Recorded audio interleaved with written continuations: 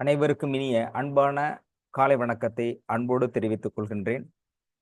நேற்றைய தினம் இந்தியாவின் சுதந்திர தினத்தை நினைவு கூறுகின்ற வகையில் பல்வேறு செய்திகளை பரிமாறிக்கொண்டோம். அதுல சில செய்திகள் விடுபட்டு போச்சு.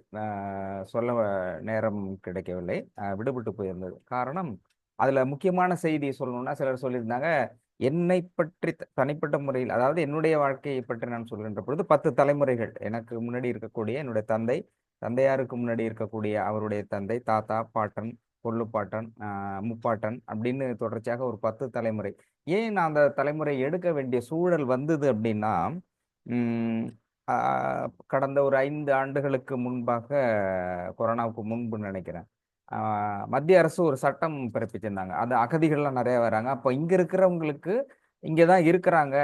நாம இங்க பூர்வீகமாக இருக்கிறோம். 3 தலைமுறையா இருக்கிறோம். அப்படிங்கிற ஒரு ஆவணம் ஏதாவது இருக்கணும் அப்படிங்கிற ஒரு அடிப்படையில் ஒரு சட்டம் கொண்டு வந்தாங்க.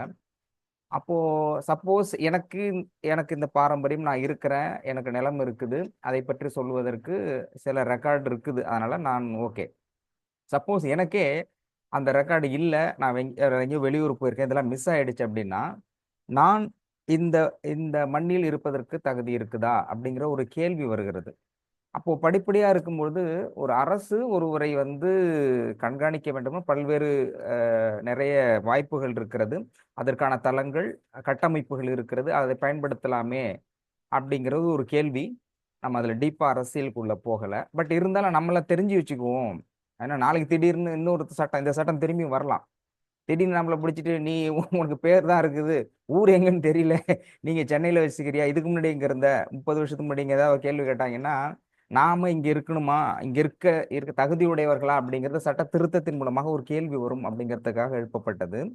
இந்த கேள்வி அப்படிங்கிறதே தேவையற்றது என்பதைத்தான் நம்முடைய தமிழ் சமூகம் சொல்லிக் கொடுத்திருக்கிறது. அதான் நான் சொன்னேன். "யாதும் ஊரே யாவரும் கேளீர்" அப்படிங்கிறது. யார் இந்த உலகத்தில் இருக்க எல்லாருமே யாதும் ஊரே நம்முடைய ஊர் தான். யாவரும் கேளீர். கேளீர் என்பதுக்கு ரொம்ப பேர் பொருள தெரியலங்கிறாங்க. உறவினர். அப்ப இந்த உலகத்தில் இருக்க அத்தனை பேருமே நம்முடைய உறவினர்கள் தான் அப்படின்று மொழி சார்ந்து சொல்லப்படுகின்றது. சித்தர்களும் அதைத்தான் சொல்கிறார்கள். பிரிவினை என்பதை சித்தர்கள் எந்த காலத்திலும் யாரும் ஏற்றுக்கொண்டதே இல்லை. கருத்து வேறுபாடு இருக்கின்ற பொழுது அதை அதை ஏற்றுக்கொண்டு அந்த கருத்திலிருந்து உண்மையை தெரிந்து கொண்டு ஒன்றாக இணைதல் தான் சித்தத்தினுடைய முக்கியத்துவம். அதாவது அவங்க சொல்றது ஆன்மீகம், சித்தர்கள் சொன்னது மிக எளிமையான ஆன்மீகம் அப்படிங்கிறது. அனைத்து உயிர்களும் ஒளியில் இருந்து தோன்றுகிறது. தனக்கான அனுபவத்தை முழுமையாக அனுபவத்தை தேர்ந்து கொண்டு எடுத்துக்கொண்ட பிறகு, கற்றுக்கொண்ட பிறகு, அனுபவத்தை உணர்ந்த பிறகு திரும்பவும் ஒளியோடு சேருதல். இதுதான் லைஃப் சர்க்கிள். அப்போ உனக்கு ஒவ்வொரு நாளும் வாழ்க்கையில் ஏற்படுகின்ற அனுபவத்தை புரிந்து கொள்ளுகின்ற பொழுது, அதிலிருந்து பக்குவப்பட்டு இறைத்தன்மையை அடைய வேண்டும். இதுதான் எளிமையான சித்தர்கள் சொல்லுகின்ற இறைத்தன்மை தத்துவம்.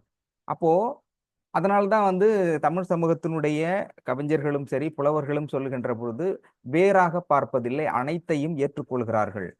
அதனால தான் நான் சொன்னேன், என்னுடைய 10 தலைமுறைங்கிறது நான் சொன்னது. இது எப்படி நீ தாத்தா, பாட்டன் அதுக்கு முன்னாடி இருக்கிற ஒரு 1000 வருஷத்துக்கான இத எப்படி எடுக்க முடியும்னா, 1901ஆம் ஆண்டு அ இப்போது இருக்கக்கூடிய அரியலூர் மாவட்டத்தில் உடையார்பாளையம் வட்டத்தில் சார்ந்த பேரூராட்சியில் இருக்கக்கூடிய அங்க அரண்மனை. தஞ்சாவூர் பெரிய கோயிலோட மிகப்பெரிய கோயில் இருக்கிறது. அந்த அரண்மனை சார்பாக எங்களுடைய தாத்தாவுக்கு கொடுக்கப்பட்ட அரண்மனை நிலம், பட்டா நிலம் 1901ஆம் ஆண்டு கொடுக்கப்பட்ட நிலம். ஆ அதாவது அரண்மனை தச்சர் அப்படின்னு தச்சு தொழிலில் இருப்பதனால் அவர்களுக்கு கொடுக்கப்பட்ட அது இருந்தது. அதன் மூலமாக கேட்டு, அது அவர்களுடைய தாத்தா யாராரவா இருப்பாங்க. அவங்களுடைய பேர் என்ன அப்படின்னு கேட்டு, அங்க இருக்கிற ஒரு அதன் பிறகு சொல்லப்பட்டது வீரனார் அப்படிங்கிறது எங்களுடைய குலதெய்வமாக வழிபாடு நடத்தப்பட்டது. அப்ப அதுக்கு தொடர்புடையவர்கள் யாரெல்லாம் இருக்கிறாங்க, அவங்களுக்கு சொல்லப்பட்ட அவர்களுடைய உறவினர்கள் இப்படியெல்லாம் எடுத்துக்கிட்டு போகும்பொழுது தான், அப்போ அது ஒவ்வொருக்குமான ஒரு கதைக்களம் நெறைய வருது. அவருடைய பேர் அப்படி நான் இதுக்காக ஏறத்தாழ நான் ஊருக்கு போகும்போது எல்லாத்துலயும் ஃபோன் பண்ணி, அந்த வயதானவர்கள் அவங்க சொன்ன இருக்கிற ரெக்கார்ட்ஸ் இது எல்லாமே எடுத்து ஒரு கோர்வையாக உருவாக்கி, சரி நமக்குன்னு ஒரு அ பேஸ் இருக்குது அப்படிங்கிறதுக்காக உருவாக்கப்பட்டு நானே எழுதினது இதுக்காக ஸ்பெண்ட் பண்ணி. அதுக்கு காரணம் வந்து மத்திய அரசு திடீரென்று கொண்டு வரப்பட்ட சட்டத்தின் காரணம்தான். அப்போ ஆனா அது போன்ற ஒரு விஷயமே தேவையில்லை என்பதுதான் தமிழர்களுடைய கூற்று. இன்னும் பட்டவர்த்தனமாக வெளிப்படையாக ஓப்பனா டிக்ளேர் பண்ணணும் அப்படின்னு சொன்னா, ஏன் இதை சொல்லணும்னா, இந்த மொழி என்பது ஆன்மீகம் சார்ந்தது, சித்தர்கள் வாழ்ந்தது. நீங்க இந்த பேரண்டத்தினுடைய அத்தனை அண்டத்தினுடைய மாபெரும் சக்திங்கிறது ஒன்னே ஒண்ணுதான். நிறைய பேர் எப்படி வேணாலும் இருக்கலாம், ஒரே சக்தி தான். அந்த சக்தியினுடைய அடுத்த கட்டத்தில் இருப்பவர்கள் சித்தர்கள். அந்த 18 சித்தர்களும் பேசிய மொழி தமிழ் மொழி. 18 சித்தர்களுடைய தாய்மொழி தமிழ் மொழி. அந்த 18 சித்தர்களும் பிறந்த இடம் என்றது இப்போது இருக்கிற தமிழர்கள் வாழக்கூடிய தமிழ்நாடு, பரவலான தமிழ்நாடு. அப்போ இந்த இறைத்தன்மையினுடைய அடிப்படை என்பது பேசிய மொழி என்பதும் இங்கு தமிழகத்தை சார்ந்த, தமிழ்நாட்டை சார்ந்த, தமிழகமுக்கும் தமிழ்நாட்டுக்குமே வித்தியாசம் வருது. இப்போ தமிழ்நாட்டை சார்ந்தது. அப்போ இது இது இந்த தமிழையும் தமிழை சார்ந்தவர்களையும் இந்த பூமி, அதனாலதான் டாக்டர் அம்பேத்கர் சொன்னார் வெரி கிளியரா, இவர்கள் என்பது நாகர் வம்சத்தினுடைய வழித்தோன்றல்கள். ஏற்கனவே இவருக்கு தமிழர்கள் அப்படின்னு பேர் கிடையாது, இப்போ தமிழர்கள், இதுக்கு முன்னாடி நாகர்கள். நாகர்கள் தான் இந்தியாவின் பூர்வீக குடிகள். அப்போ பூர்வீக குடிகளாக இருக்கக்கூடியவர்கள். அப்ப இங்க இருக்கிறவங்கள்ட்ட நீங்க வந்து நீங்க இங்க இருக்கிறீங்களான்னு கேள்வியே கேட்க முடியாது. இவங்க பூர்வீக குடி, இந்த மண்ணின் மைந்தர்கள். அப்போ இது ஒரு புறம் இருந்தாலும், நான் வந்து ஏற்கனவே சேனல்ல டிபேட்ல எடுக்கும் பொழுது மொழி சார்ந்து வரும்போது, அப்ப மொழினா இங்க இந்த மொழி அந்த மொழி, இது பெரிய மொழியா சின்ன மொழி, அப்ப உண்மையிலே என்னதான் நடந்துகிட்டு இருக்கு, எந்த மொழி தான் இருக்கு, ஏன் இத்தனை மொழி கத்துக்க கூடாது, ஏன் மும்மொழி கொள்கை கற்றுக்கொண்டால் என்ன, எத்தனை மொழி வேணாலும் கத்துக்கலாமே. அப்போ இங்க இந்த ஸ்டாண்ட் இருக்கிறதுக்கான காரணம் என்ன, இருமொழி கொள்கை தெளிவாக இருக்கிறதுக்கு காரணம் என்ன அப்படின்னு போனா, இது சில அடிப்படை தேவைகள் இருக்கு. கத்துக்கிட்டா என்ன அப்படின்னா, எந்த மொழி கத்துக்கலாம், அதுக்கு தடையே கிடையாது. ஏன்னா ஹிந்தி அதிகமா படிக்கிறவங்க இருக்கிறாங்க, அதை விட இப்ப வேலை செய்யறவங்க அதிகமா தான் இருக்காங்க. நீ எங்க போனாலும் தமிழ் பேசுபவர்களும் இங்கி பேசுபவர்கள் அதிகமா இருக்காங்க. நார்மலா வந்து போயிட்டு இருந்தாக்க கொத்து வேலை செய்யறதுல இருந்து கூட்டுறது அத்தனையும் ஹிந்தி தான் இருக்கு. அப்போ இங்கு தமிழர்கள் எல்லோரையும் அரவணைக்க தயாராக இருக்கிறார்கள். இதுல நான் பர்டிகுலரா குறிப்பிடுற காரணம் என்ன, சமஸ்கிருதம், இந்தி, நேபாளி உள்ளிட்ட ஒரு 8-10 மொழிகளுக்கு பேரு தேவநாகரி என்று பெயர். சமஸ்கிருதம், ஹிந்தி உள்பட ஏறத்தாழ 10க்கும் மேற்பட்ட மொழிகளுக்கு எது அதனுடைய கூறுகள்னு சொல்றது தேவநாகரின்னு சொல்றோம். நாகரி என்ற வார்த்தை நான் ஏற்கனவே சொல்ல மாதிரி, நாகம், தமிழர்களோட நாகர்கள், நாகம் அப்போ வந்து அதிகமாக பாம்பு இருந்தது. அதாவது இறைத்தன்மை, அதுக்கு நிறைய காரணம் இருக்கு. ஏன் நாகம்னு பேர் வந்தது அப்படிங்கிறது தமிழ் பேர் அது. அப்போ நாகர்கள் இருந்துதான் நாகரீகம், நாகரீகத்திலிருந்து நகரம், கிராமம், நகரம்னு வருது. அப்போ இந்த மொழியில் இருந்துதான் நாகரி என்று, அப்ப தமிழ் மொழின்னு பேர், நாகரி என்ற எழுத்து வடிவத்தில் இருந்து பிறந்த மொழியை தான் தேவநாகரிகை. அது எப்படி சிம்பிளா சொல்லணும்னா, இப்ப தமிழ் இருக்கு, இப்ப தமிழ்ல இருந்து இன்னொரு லாங்குவேஜை நான் உருவாக்கணும்னா சூப்பர் தமிழ் அப்படின்னு வச்சுட்டேன்னு வச்சுக்க, இது வேற லாங்குவேஜா மாறிடுது. அப்புறம் அதுக்கப்புறம் பேர் மாத்திக்கலாம். அந்த மாதிரி உருவாக்கப்பட்டது தான். அப்படி நான் சொல்லல. எப்ப சொல்றாங்கன்னா, அசோகர் காலத்தில், அசோகருடைய தாத்தா காலத்துல வந்து மெகஸ்தனிஸ் அப்படிங்கிறவரு இந்தியாவுக்கு வந்து எழுதுகின்ற பொழுது அவர் என்ன சொல்றாருன்னா, நார்த் இந்தியாவில் இருக்கக்கூடிய, அதாவது அசோகருடைய தாத்தா ஆட்சி காலத்துல அவர் என்ன பண்றாருன்னா, இங்குள்ள அரசர்களுக்கும் அமைச்சர்களுக்கும் படிப்பறிவு என்பதும் எழுத்தறிவு என்பதுமே இல்லாமல் இருக்கிறார்கள் என்று அவர் குறிப்பிடுகிறார். அப்போ அவர் அங்க போறவர் எல்லாம் சொல்றாங்க, இங்க ஒருத்தங்க இருக்காங்க, அவங்களுக்கு வந்து மொழி இருக்குது, எழுத்து இருக்குது, எழுதிட்டு இருக்காங்க, படிக்கிறாங்க, தன்னுடைய கருத்துக்களை மற்றவர்களுக்கு பரிமாறக்கொள்வடி இலக்கியம் அப்பவே, இலக்கிய இலக்கணங்கள் யாப்பிலக்கணம் அப்பவே இருக்குது. அதன் பிறகுதான் ஒரு மொழியை உருவாக்க வேண்டும் என்கின்ற அடிப்படையில் இங்கிருந்த எழுத்துக்கூறுகள் எடுத்து மாத்திக்கிட்ட முக்கியமான, இதுக்கும் அதுக்கும் கோரிலேட் ஆகும். நான் வந்து பிரித்து சொல்லவில்லை, இது வந்து வரலாற்று உண்மை. ஏன்னா சமஸ்கிருதம், இந்தி என்பது தேவநாகரி என்ற அடிப்படையில் சொல்லப்பட்டது. அப்ப தேவநாகரி அப்படின்னாலே, நாகரினாலே தமிழர்கள் தான். அப்ப அதிலிருந்து உருவாக்கப்பட்டு கிளைச்சுருக்கள். அப்ப நம்ம மொழி வேற்றுமையை நம்ம உருவாக்கல. ஆனாலும் கூட இதனுடைய அடிப்படை அப்படிங்கிறதும், மொழியினுடைய அடிப்படை என்பதும், அதே மாதிரி மதம் என்பதும், மதம்ங்கிறதை தமிழர்களுக்கு பூர்வீகமான, சாதி என்பது மதம் என்பது தமிழர்களுடைய அடிப்படையில் பண்பாட்டில் கலாச்சாரம் என்பது சமஸ்கிருதம், பண்பாடு என்கிறது பண்பாடு தான் அதுக்கு மொழி வேறுபாடு. அப்ப தமிழருடைய பண்பாட்டில் இது வரவே இல்லை, இது ரெண்டுமே கிடையாது. அப்ப நீங்க மதம் என்று எடுத்துக்கொண்டாலும் கூட சைவம் வைணவம் இரண்டுமே தழை தூங்கியது தமிழ்நாட்டில் தான். ஏன்னா அதிகமான கோயில்களும் அதற்கான பாடல்களும் அதை பற்றி பாடுவதற்கும் அதிகமாக உள்ள இடம் அப்படிங்கிறது தமிழ்நாடு. அப்போ மத ரீதியாக நீங்கள் எடுத்துக்கொண்டாலும், எழுத்து ரீதியாக எடுத்துக்கொண்டாலும், இலக்கண இலக்கிய ரீதியாக எடுத்துக்கொண்டாலும், எழுத்தை உருவாக்குவதை எடுத்துக்கொண்டாலும் அனைத்திற்கும் அடிப்படை அப்படின்னு சொன்னா இந்த தமிழ்நாடு தான். அப்போ இப்போ அண்ணன் கூட சொன்னாரு, நிறைய நேற்று பேசும்பொழுது மற்ற நாடுகளுக்கு போகின்ற பொழுது கூட, இந்தியாவின் பல மாநிலங்களுக்கு போகின்ற பொழுது கூட அங்கு உள்ள இடத்துல வந்து தமிழ்ல பேசினா யாரும் மதிக்கிறதில்ல, நிறைய தெரியும். நீங்க இதை தாண்டி நீங்க போனீங்களா அந்த இடத்துல மதிப்பு இல்லைங்க. ஆனால் எங்கிருந்து யார் இங்க வந்தாலும் இங்கு அவர்களுக்கு சமமான அதே அன்பும் பாச பரிவும் சகோதரத்துவமும் தமிழ்நாட்டில் கிடைக்கும். ஏனென்றால் தமிழர்கள் சகோதரத்துவத்தை நிலைநாட்டுபவர்கள். கணியன் பூங்குன்றார் சொன்னாலும் கூட அது இன்றைக்கும் நடைமுறைப்படுத்தப்பட்டு கொண்டிருக்கிறது. யார் வந்தாலும் வரவேற்கக்கூடியது. இப்ப நார்த் இந்தியாவில் ஒருத்தர் இங்க இருக்கிறத விட இங்க வந்தா அவர் அதிகமான அன்பை உணர்கிறார்கள். அதனாலதான் பல பேர் இங்கேருந்து வந்து தமிழை கற்றுக்கொண்டு இங்க இருக்கிறோம் அப்படின்னு சிலர் பாத்துறாங்க. சிலர் வந்து இல்ல இதை இம்ப்ளிமெண்ட் பண்ணுங்கிறது. இப்படி தொடர்ச்சியான மொழி ரீதியாக இருக்கிறது. மொழி என்பதே, நம்முடைய மொழி என்பதே ஆன்மீகம் சார்ந்ததுதான். ஆன்மீகம் சார்ந்தது என்பது இதில் பிரிவினை இல்லை, அனைவரையும் அரவணைக்கக்கூடியது அப்படிங்கிறது தான் இதனுடைய உட்பொருளாக நம்ம சொல்லக்கூடியது. இதை ஏன் இவ்வளவு தெளிவுபடுத்துறேன்னா, ஆன்மீகத்தில் பிரிவினையற்ற ஒரு எண்ணத்தை முதலில் ஏற்படுத்தி கொள்ள முடியாது. நமக்கே இருக்கும் பொழுது நான் இந்த மதமா இருக்கிறேன், ஒருத்தர் அந்த மதம் சொல்லிட்டாரு அப்படின்னு சிலருக்கு வந்து கோபம் வருது. அப்படி இருக்கக்கூடாது. தமிழர்கள் அப்படிங்கும் பொழுதும் சித்தர்கள் வழியில யார் வந்தாலும் சரி, மொழி ரீதியாகவோ அல்லது மத ரீதியாகவோ வேற்றுமையை பாராட்டக்கூடாது. ஏன்னா இதனுடைய ஆதியும் முதலுமாக இருக்கக்கூடிய மொழியிலும் சரி ஆன்மீகத்திலும் சரி அடிப்படையாக இருப்பவர்கள் நாம். அப்ப நம்முடைய இதிலிருந்து பிறந்த, ஏன்னா நான் கமலஹாசன் சொன்னது தமிழில் இருந்து கன்னடம் வந்துச்சு அப்படின்னு சொல்லும்போது சிலர் எதிர்ப்பு தெரிவிச்சாங்க, கோவப்பட்டாங்க.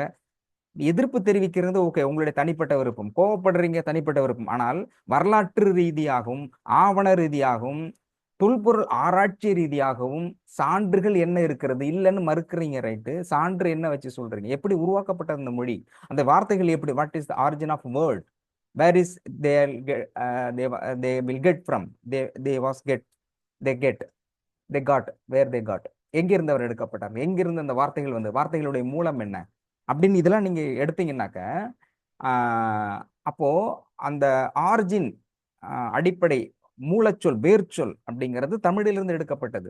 ஏன்னா வரலாற்று ஆராய்ச்சியாளர்களே இங்க தென்னிந்தியாவில் இருக்கக்கூடிய மொழிங்கிறது தாய்ங்கிறது அதான் சொல்லியிருக்காங்க.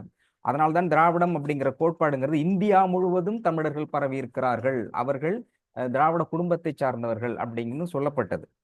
அப்போ மொழி ரீதியாகவும் மத ரீதியாகவும் எடுத்துக்கிட்டு இது நாம் நம்முடைய பாரம்பரியத்தை இழந்து கொண்டிருக்கிறோம், ஆன்மீகத்தை இழந்து கொண்டிருக்கின்றோம், மொழியினுடைய வளமை இழந்து கொண்டிருக்கிறோம். அப்படி இருந்தால் என்ன ஆகும்? அரசியல் இழந்து கொண்டிருந்தால், ஏற்கனவே இலங்கையில் நடைபெற்றது, ஏற்கனவே ராதா மேடம் கூட சொன்னாங்க, அப்படி சொல்லாதீங்க சார், ரொம்ப கஷ்டமா இருக்கு, அந்த வேதனை எங்களுக்கு தான் தெரியும். அப்படி ஒரு வேலை வரக்கூடாது என்றால் விழிப்புணர்வு முக்கியம். ஆன்மீக விழிப்புணர்வு அப்படின்னாக்க டெய்லி கோயிலுக்கு போயிட்டு சாமி வச்சுட்டு பூசை பண்றது இல்லை. இந்த இடத்துல ரொம்ப தெளிவா டாக்டர் ஐயா பல முறை சொல்லியிருக்கிறாரு, இறைவன் என்பதும் கடவுள் என்பதும் எப்படி வழங்க வேண்டும் என்றால் டைரக்டா you have to communicate the God directly. உன்னுடைய இறைவன் யாராக இருந்தால் நீ நேரடியாக வழிபடுங்கள். அதுக்கு இடையில இன்னொருத்தர், அதான் கிறிஸ்டல் அப்படின்னு சொல்றது, உனக்கும் இறைவனுக்குமான இடைவெளி எதுவுமே இருக்காது. You have directly contact. நீ பேசு, உன்னுடைய மொழி கடவுளுக்கு புரியலன்னா அவர் எப்படி கடவுளா இருக்க முடியும்? அப்போ எல்லாம் அறிந்தவர் எல்லாம் தெரிந்தவர் கடவுள்னா நீ உன்னுடைய எண்ணத்தையும் உனக்கு தேவையானதையும் புரிந்தவராக கடவுள் இருக்க முடியும். அப்போ கிறிஸ்டலை வைத்துக் கொள்ளுங்கள், கடவுளோடு நீங்களே பேசுங்கள், உங்களுக்கு தேவையானது கடவுள்கிட்ட நீங்க கேளுங்க. அப்ப கோயிலுக்கு போகலாம், நம்ம கோயிலுக்கு போவதை விடவும் இறைவனை நேரடியாக வழிபடு. அப்போ கோயிலுக்கு போகக்கூடாதுன்றல அண்டர்லைன் பண்ணிக்கணும், சில விஷயங்கள் தெளிவுபடுத்து. கோயிலுக்கு போகக்கூடாது, சாமிக்கும் அப்படி இல்லை. அங்கு போவதை விடும் அங்கு சென்றால் உங்களுக்கு எந்த அளவிற்கு சக்தியை பெற முடியுமோ, இறை சக்தியை பெற முடியுமோ அது கிறிஸ்டல் மூலமாக பெற முடியும். I can later on I definitely will clear how can we get the energy from the crystal. எப்படி வந்து கிறிஸ்டல் மூலமாக வர முடியும்? கிறிஸ்டல் அப்படி என்ன எனர்ஜி இருக்குது, அப்படி கொடுக்குது அப்படிங்கிறத நான் சொல்றேன். அப்போ அப்போ மெயினா சொல்ல வேண்டியது, கடவுளுக்கும் மனிதனுக்கும் இடையில் இன்னொருவர் தேவையில்லை. உன்னுடைய பிரச்சனையை நீ நேரடியாக சொல்லுங்க. அவர் உனக்கு உணர்த்துவார். எப்படி உணர்த்துவார் அப்படிங்கிறதுக்கான ஒரு விஷயத்தை தான் நம்ம சொல்ல வேண்டியது இருக்கு. காரணம், எந்த சூழலிலும் ஒரு மனிதன் ஒரு இனக்குழுவாக, அதுவும் இந்த மண்ணின் பூர்வீக குடியாக இருக்கக்கூடிய, உலகத்தினுடைய ஆதிக்குடியாக இருக்கக்கூடிய தமிழர்கள் தன்னுடைய இன வெறின்னு எடுத்துக்கூடாது. இன உணர்வு ரொம்ப பேர் டென்ஷன் ஆயிடுறேன். என்னோட வெறித்தனம் இல்லை, உணர்வு. இது என்னுடைய தாயை நான் தாயின்னு கூப்பிடுறேன். அம்மான்னு கூப்பிடுறதுக்கு இன்னொருத்தர் சொல்லிக் கொடுக்கணும்னு அவசியம் இல்லை. ஆனால் இங்க என்ன பிரச்சனை வருதுன்னா, ஒருத்தர் அம்மான்னு கூப்பிடுறது ஸ்டைலா சொல்லிட்டு மம்மின்னு கூப்பிடுங்கன்றாங்க. அவன் மம்மின்னு கூப்பிட ஆரம்பிச்சதுக்கு அப்புறம் என்ன நடக்கும் அப்படின்னாக்க, ஒரு காலகட்டத்தில் அம்மாவை நீ மம்மி என்கின்ற பொழுது உனக்கு தெரியும் என்னோட அம்மான்னு, அம்மாவுக்கு தெரியும் என் பையன்னு. ஆனால் ரெக்கார்டு எப்படி ஆகும்னா, மம்மிங்கிறது உன்னுடைய சொல் இல்லையே, அது வந்து இங்கிலீஷ் ஆங்கில மொழியாச்சே. அப்போ நீ மம்மின்னு சொல்லும்போது இது உங்க அம்மா இல்ல, இது இங்கிலீஷ்காரனுடைய அம்மாவா இருப்பாங்க. அப்போ நீ உன்னுடைய சட்ட ரீதியாக பார்த்தா அப்படிதான் நடக்கும். இப்போ மம்மின்னு சொல்லணும்னா உங்க அம்மாவுக்கு நீ அம்மான்னு தானே சொல்லணும். ஏன் நீ மம்மின்னு சொல்லணும்? அப்போ கேள்வி எழும்போது உன்னை பதில் சொல்ல முடியாது. இது நான் சிம்பிளா ரொம்ப லாஜிக்கலா ரொம்ப யதார்த்தமா சொல்றேன். ஆனால் இது இது போன்றுதான் தமிழர்கள் தன்னுடைய தொன்மையை தொலைத்து கொண்டிருக்கிறார்கள். அந்த சிம்பிளா சொல்லணும்னா, கண்ண பரமாத்மாவை கண்ணனை கண்ணன் என்று சொல்வதற்கும், கிருஷ்ணன் என்று சொல்வதற்கும், முருகப்பெருமானை முருகன் என்று சொல்வதற்கும், சுப்பிரமணிய சுவாமி என்று சொல்வதற்கும் வித்தியாசம் இருக்கிறது. சிம்பிளா இதை தாண்டி அதுக்கு வேண்டாம், அரசியல் போக வேண்டாம். ஆனால் இறை வழிபாட்டை ஏற்றுக்கொள்ளுங்கள், மன ரீதியாக ஏற்றுக்கொள்ளுங்கள், தெளிவோடு ஏற்றுக்கொள்ளுங்கள். இன்னும் தெளிவாக சொல்றதுன்னா, டாக்டர் சொல்ற மாதிரி உங்களுக்கும் இறைவனுக்கும் இடையில் இன்னொருவர் வேண்டாம். உங்களுடைய பிரச்சனைகளை அவர்களுக்கும் சொல்ல முடியும் அப்படிங்கிறதான் இந்த சிந்தனை. அதோடு சேர்ந்து நேற்றைய தினம் சொல்லிட்டு இருந்த வரலாற்று ரீதியாக ஏன் சுதந்திரத்தை பற்றி நம்ம சொல்றோம் இல்லையா, சுதந்திரப்பட்டு சொல்லும்போது அதற்கு தமிழர்களுக்கு பங்களிப்புங்கிறது ஆறானந்த் தான் சொன்னாரு. இது அந்தமான்ல போயிட்டு இருக்கும் செல்வராஜ் ஜெயில போகும்போது தினமும் நிகழ்ச்சி நடத்தப்படுகிறது. அங்க முழுக்க முழுக்க சுதந்திரத்திற்காக பாடுபட்டவர்கள், இந்திய சுதந்திரத்திற்காக பாடுபட்டவர்கள், இந்தி பேசக்கூடியவர்கள் அப்படிங்கிறது தான் அங்கே ப்ரொஜெக்ட் பண்ணப்படுகிறது. அங்கே மட்டுமில்ல, பல இடங்களில் சொல்லப்படுகிறது. படிப்படியாக மறக்கடிக்கப்படும். இன்னும் ஒரு மன வருத்தத்தோடு சில விஷயங்கள் சொல்லிக்கணும்னா, இங்கு இருக்கக்கூடிய சித்தர்களுடைய சித்த நூல்கள் கடந்த ஒரு 5 மாதங்களுக்கு முன்பாக நினைக்கிறேன், நம்ம ப்ரோக்ராம் ஸ்டார்ட் பண்றதுக்கு முன்னாடி எனக்கு வந்த தகவல், செய்தி தகவல், சித்தர்கள் எழுதிய மருத்துவ நூல்கள் ஏறத்தாழ 36லேருந்து 82 நூல்கள் கிட்டத்தட்ட மத்திய அரசு அங்கீகரிக்கின்ற பொழுது அந்த நூல்களுக்கான ஆத்தரோ பப்ளிகேஷனோ இல்லை அப்படின்னு சொல்லிட்டு அதை சமஸ்கிருதத்தில் வெளியிட்டிருக்கிறார்கள். ஆனால் அப்படி வெளியிடப்பட்ட சமஸ்கிருதத்தில் அந்த மருத்துவ நூல்களில் அந்த மருத்துவத்தை எழுதியவர் யார் என்ற பெயரும், அதை வெளியிட்ட பப்ளிகேஷன் எதுவும் என்பதை பற்றியும் அவர்கள் குறிப்பிடவில்லை. நார்மலாக கொடுத்துருக்காங்க. அதே மாதிரி மற்ற மொழிகளுக்கான மருத்துவ நூல்களுக்கு எத்தனை வெரி கிளியரா சொல்ல இருக்காங்க. ஆனால் தமிழில் இருக்கின்றது படிப்படியாக குறைக்கப்பட்டு வந்து கொண்டிருக்கிறது அப்படிங்கிற செய்தியும் வருகிறது. அப்போ நான் இன்னொரு இருக்கிறத விட எக்ஸாஜரேஷன் அதிகமா சொல்லணும் அப்படின்னு நம்ம விரும்பல. எது உண்மையோ அதை உண்மையாக சொல்ல வேண்டும் அப்படிங்கிற ஒரு விஷயத்தையும் இந்த நன்னாளில் நாம் தெரிந்து கொள்ள வேண்டும். அது எப்படி நடந்தாலும் சரி, இது இறைவனுடைய ஆசீர்வாதத்தோட தான் நடந்து கொண்டிருக்கு, எது நடந்தாலுமே. ஆனாலும் கூட நாம் இதை பற்றியான ஒரு விழிப்புணர்வை தெரிந்து கொள்ள வேண்டும். ஆன்மீகத்தை கையில் எடுத்தும் ஆன்மீகத்தை நம்முடைய வாழ்க்கையில் பயன்படுத்தி கொள்வதை விடவும் அடுத்த தலைமுறைக்கு சரியான வழிகாட்டுதலையும் ஆன்மீகத்தையும் எடுத்து செல்ல வேண்டிய பொறுப்பு நம்மிடம் இருக்கிறது அப்படிங்கிற தெளிவான சிந்தனையும் சொல்லிட்டு, இப்ப தமிழர்கள் சுதந்திரத்தில், இந்திய சுதந்திர போராட்டத்தில் எந்த பங்களிப்பு அளித்தார்கள் அப்படிங்கிறத தெளிவுபடுத்த வேண்டியது நம்முடைய கடமையாகவும் இருக்கிறது. அதுல முக்கியமாக பர்டிகுலரா சொல்லணும்னாக்க, காந்தியடிகள் 1913ஆம் ஆண்டு தென்னாப்பிரிக்காவில் முதலில் உண்ணாவிரத போராட்டம், அவருடைய ஃபர்ஸ்ட் லைஃப்ல உண்ணாவிரத போராட்டத்தை அறிவிக்கின்ற பொழுது அதுக்கு முன்னாடி யார்கிட்ட டிஸ்கஸ் பண்ணாருன்னு கேட்டாக்க, தில்லையாடி வள்ளியம்மை, அடுத்தது கோவிந்தசாமி, கிருஷ்ணசாமி, தம்பி நாயுடு உள்பட பலரோடு டிஸ்கஸ் பண்ணி, அப்போ அங்க தொழிலாளர்களுக்கு ஆதரவாக ஒரு போராட்டத்தை நடத்த வேண்டும் என்ற முடிவு கோருகிறார். அப்போ என்ன செய்யலாம் அப்படின்னா, அவங்கள நம்ம பெரிய அளவில் எதிர்க்க முடியாதுன்னா, அப்போ உண்ணாவிரதம் இருக்கின்ற போது அவர்களுடைய மனநிலை மாற்ற முடியும். இது தமிழர்கள் சொல்லிய வழிமுறை. ஒருவர் பசியோடு இருக்கின்ற போது இன்னொருத்தவங்க பசியோடு இருக்கும்போது பார்த்து சாப்பிடக்கூடாதும்பாங்க. இது இன்டைரக்டா இறைத்தன்மையோடு தொடர்புடையது. அப்படின்னு சொல்லி இந்த மாதிரி ஒரு முறையை கையில் எடுக்கலாம் என்று காந்திஜி அவர்களுக்கு வழிகாட்டுதலோடு ஆரம்பிக்கப்பட்டது தான் முதல்ல உண்ணாவிரதம் அப்படிங்கிறத ஆரம்பிக்கிறார். அப்போ ஆரம்பிக்கும் பொழுது, தொடர்ச்சியாக இருக்கும் பொழுது, ஆரம்பித்த பிறகு ஒரு வாரத்தில் கிட்டத்தட்ட அது முடிவுக்கு வருது. ஆனால் அப்போது அவர் ஆரம்பித்த முதலில் காந்திஜி ஆரம்பித்த அந்த உண்ணாவிரதத்திற்கு முழுமையாக ஆதரவு கொடுத்தவர்கள், அதை வெற்றிகரமாக நடத்தியவர்கள், அதை பின்பற்றியவர்கள், பாராட்டியவர்கள் அனைவர்களுமே தமிழர்கள். ஒட்டுமொத்தமான தமிழர்களும் காந்தி ஆதரித்தார்கள். தில்லையாடிவம்மை தான் 1914 பிப்ரவரி 22 அவர் மரணம் அடைந்த பிறகு காந்திஜி அவர்கள் அங்கேயே அவர்களுக்கு கல்லறை எழுப்பு இதை அவர் குறிப்பிட்டிருக்கிறார்.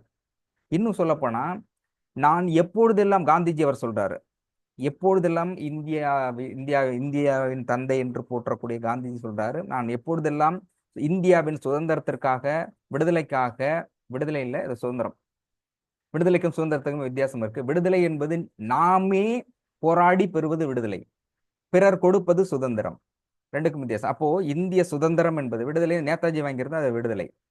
அப்போ சமரசத்தோடு அவர்கள் கொடுத்து பெறுவது சுதந்திரம். அப்போ இந்திய சுதந்திரத்திற்காக போராடுகின்ற பொழுது, காந்தி சொல்றது சுதந்திரத்திற்காக போராடுகின்ற பொழுது, அந்த போராட்டத்தில் எனக்கு முழுமையாக ஆதரவை கொடுத்ததும், வழிகாட்டுதலாக இருந்ததும், முன்னின்று நடத்தியதும் தமிழர்களாக இருக்கிறார்கள். எப்படி ஒரு நாட்டுக்கு சுதந்திரமாக அர்ப்பணிப்போடு செயல்பட முடிகிறது இவர்களால் என்று நான் யோசிக்கின்ற பொழுது, அவர்களுடைய பண்பாடும் நூலும், அவர்களுக்கு கொடுக்கின்ற கல்வி அறிவும், அவர்களுடைய முன்னோர்கள் காட்டுகின்ற வழிகாட்டுதலும் மிக சிறப்பாக இருக்கிறது அப்படின்னு சொல்லிட்டு அவர் என்ன சொல்றாருன்னா, அந்த கருத்துக்களை நான் படித்து கொண்டிருக்கிறேன், உள்வாங்கி கொண்டிருக்கின்றேன், அதன் மூலமாக நடந்து கொண்டிருக்கின்றேன். எனவே அவர்களுக்கு நான் நன்றி சொல்ல வேண்டும் என்றால், அவர்களுடைய தமிழர்களுடைய மொழியான தாய்மொழியான தமிழை நான் கற்பதுதான் அவர்களுக்கு நான் செய்யக்கூடிய உண்மையான நன்றி கடனாக இருக்கும். எனவே நான் தமிழை கற்றுக்கொண்டிருக்கிறேன் அப்படின்னு நான் பொய்யா சொல்லல. இது காந்திஜியே கைப்பட எழுதி, காந்திஜி அவர்களே தன்னுடைய கைப்பட எழுதி இப்படிக்கு காந்தி அப்படின்னு எழுதிய அந்த எழுத்தும், அதுக்கான கல்வெட்டும், அது அப்படியே பிரதிபலிக்கின்ற கல்வெட்டும் காந்தி மண்டபம், கிண்டியில் இருக்க காந்தி மண்டபத்திலையும் இருக்கு. நீங்க எங்க எடுத்தாலும் காந்திஜி அவர்கள் கையெழுத்து போட்டதை பார்த்தா இருக்கு. அப்போ இந்த மொழி என்பதும் தமிழர்கள் என்பதும் ஆன்மீகத்தையோடு வந்தவர்கள், ஆன்மீகத்தினுடைய அடிப்படை சாராம்சம் இருப்பதால் மிகச்சிறந்த, எப்போதுமே நேர்மையான வழியில் தான் பின்பற்றுவார்கள் என்ற செய்தியை நிறைவு செய்து சீஃப் டாக்டர் வந்துட்டாங்க. நிகழ்ச்சி தொடரும் என்பதை என்போடு தெரிவித்துக் கொள்கின்றேன்.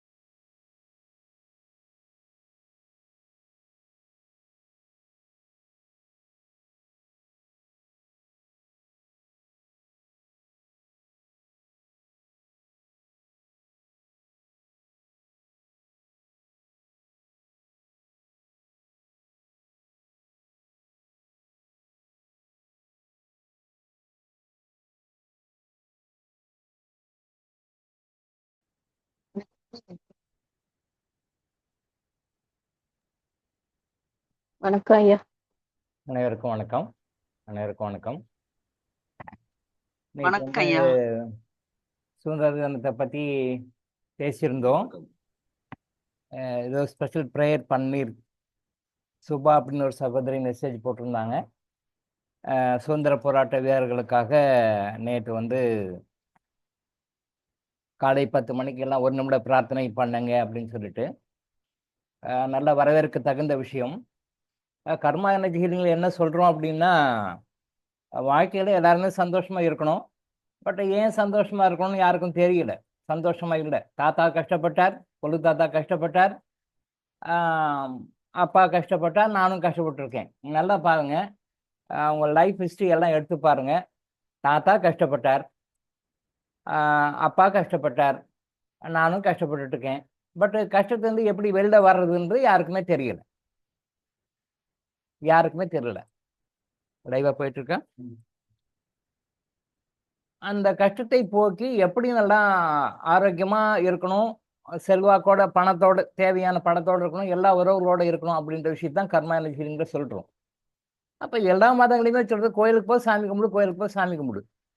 கொள்ளு தாத்தாவும் தான் கோயிலுக்கு போனாரு, தாத்தாவும் தான் கோயிலுக்கு போனாரு, கொள்ளு பாட்டி, கொள்ளு தாத்தா, கொள்ளு பாட்டி, அப்பா அம்மா, தாத்தா பாட்டி எல்லாருமே தான் கோயிலுக்கு போனோம். நாமளும் தான் கோயிலுக்கு போயிட்டு இருக்கோம். Still we are suffering, still we are suffering.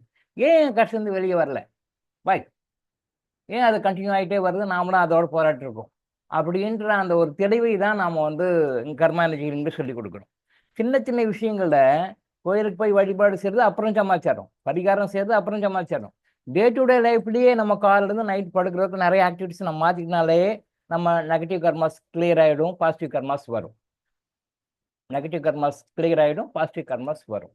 So அப்போ அதனால தான் வந்து நாம் வந்து இந்த மாதிரி விஷயங்களெல்லாம் கரெக்டாக ஃபாலோ பண்ணுங்கன்னு சொல்லுது. இப்போது சுதந்திர போராட்டம், இப்போ இந்த கிளாஸில் என்னோட வயசில் சின்னவங்களும் இருக்கலாம், என்னோட வயசில் பெரியவங்களும் இருக்கலாம், ஓகே.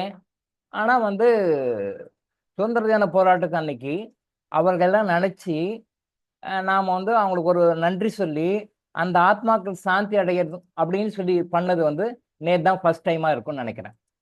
கரெக்டாக? ஆமே கரெக்ட்? நேற்று தான் முதல்ல உங்களுடைய வாழ்க்கையில் சுதந்திர தினத்து அன்னைக்கு அந்த சுதந்திர தின போராட்ட வீராங்கனைகளுக்கும் வீரர்களுக்கும் தன் இன்னுயிர் இருந்த தன்னுடைய செல்வத்தை கொடுத்து நிறைய டெடிகேட் பண்ணியிருக்காங்க. அதெல்லாம் ஒருத்தர் ஹிஸ்ட்ரி எடுத்தோம்னா ஒரு படம் எடுக்கணும், ஒரு சீரியல் எடுக்கணும், அவ்வளோ விஷயம் இருக்குது. அவ்வளோதான் டெடிகேட் பண்ணியிருக்காங்க. அவங்கள நம்ம நினச்சி நேற்றெல்லாம் ப்ரே பண்ணி யாரெல்லாம் பண்ணீங்களோ அவங்களுக்குலாம் நிறைய குட் கர்மா வந்திருக்கு. நீங்கள் ஸ்பெண்ட் பண்ண ஒரே ஒரு நிமிஷம் தான், நீங்கள் ஸ்பெண்ட் பண்ண ஒரே ஒரு நிமிஷம் தான். ஆனால் அவங்கள நினச்சி அவங்கள மனசார ப்ரே பண்ணி யாரெல்லாம் ப்ரே பண்ணீங்களோ அவங்களுக்கு எல்லாமே அந்த எனர்ஜி அவங்களுக்கு போயிட்டு நம்மளை கூட நினச்சி நம்மளை ப்ரே பண்ணியிருக்காங்களே. அதாவது மறுபிறவி எடுக்காத ஆத்மாக்கள், மறுபிறவி எடுக்காம ஆவியத்தில் இருக்கிற ஆத்மாக்கள் நம்மளை கூட நினச்சி நாம நல்லா இருக்கணும்னு நினச்சி அவங்க நம்மளை ப்ளஸ் பண்ணியிருக்காங்களே அப்படின்னு சொல்லி அவங்க நினச்சி அந்த சந்தோஷப்படும் பொழுது அந்த பிளஸ்ஸிங் எனர்ஜி உங்களுக்கும் வந்திருக்கு, உங்களுக்கும் வந்திருக்கு. யாரெல்லாம் வேணுங்களோ எல்லாருக்கும் உள்ள வந்திருக்கு. இப்போ பாருங்க, மியூச்சுவல் தான். நீங்க அவங்க நல்லா இருக்கணும், நல்ல ஆத்மா உயரணும், உயர்ந்து நல்ல நிலைமைக்கு போகணும் அப்படின்னு சொல்லி நீங்க அவங்க மனசார நினைச்சு வேண்டுறீங்க. பட் அது அவங்க அறிந்து உணர்ந்து அவங்க அது சந்தோஷப்படுறாங்க. நீங்க நல்லா இருங்க.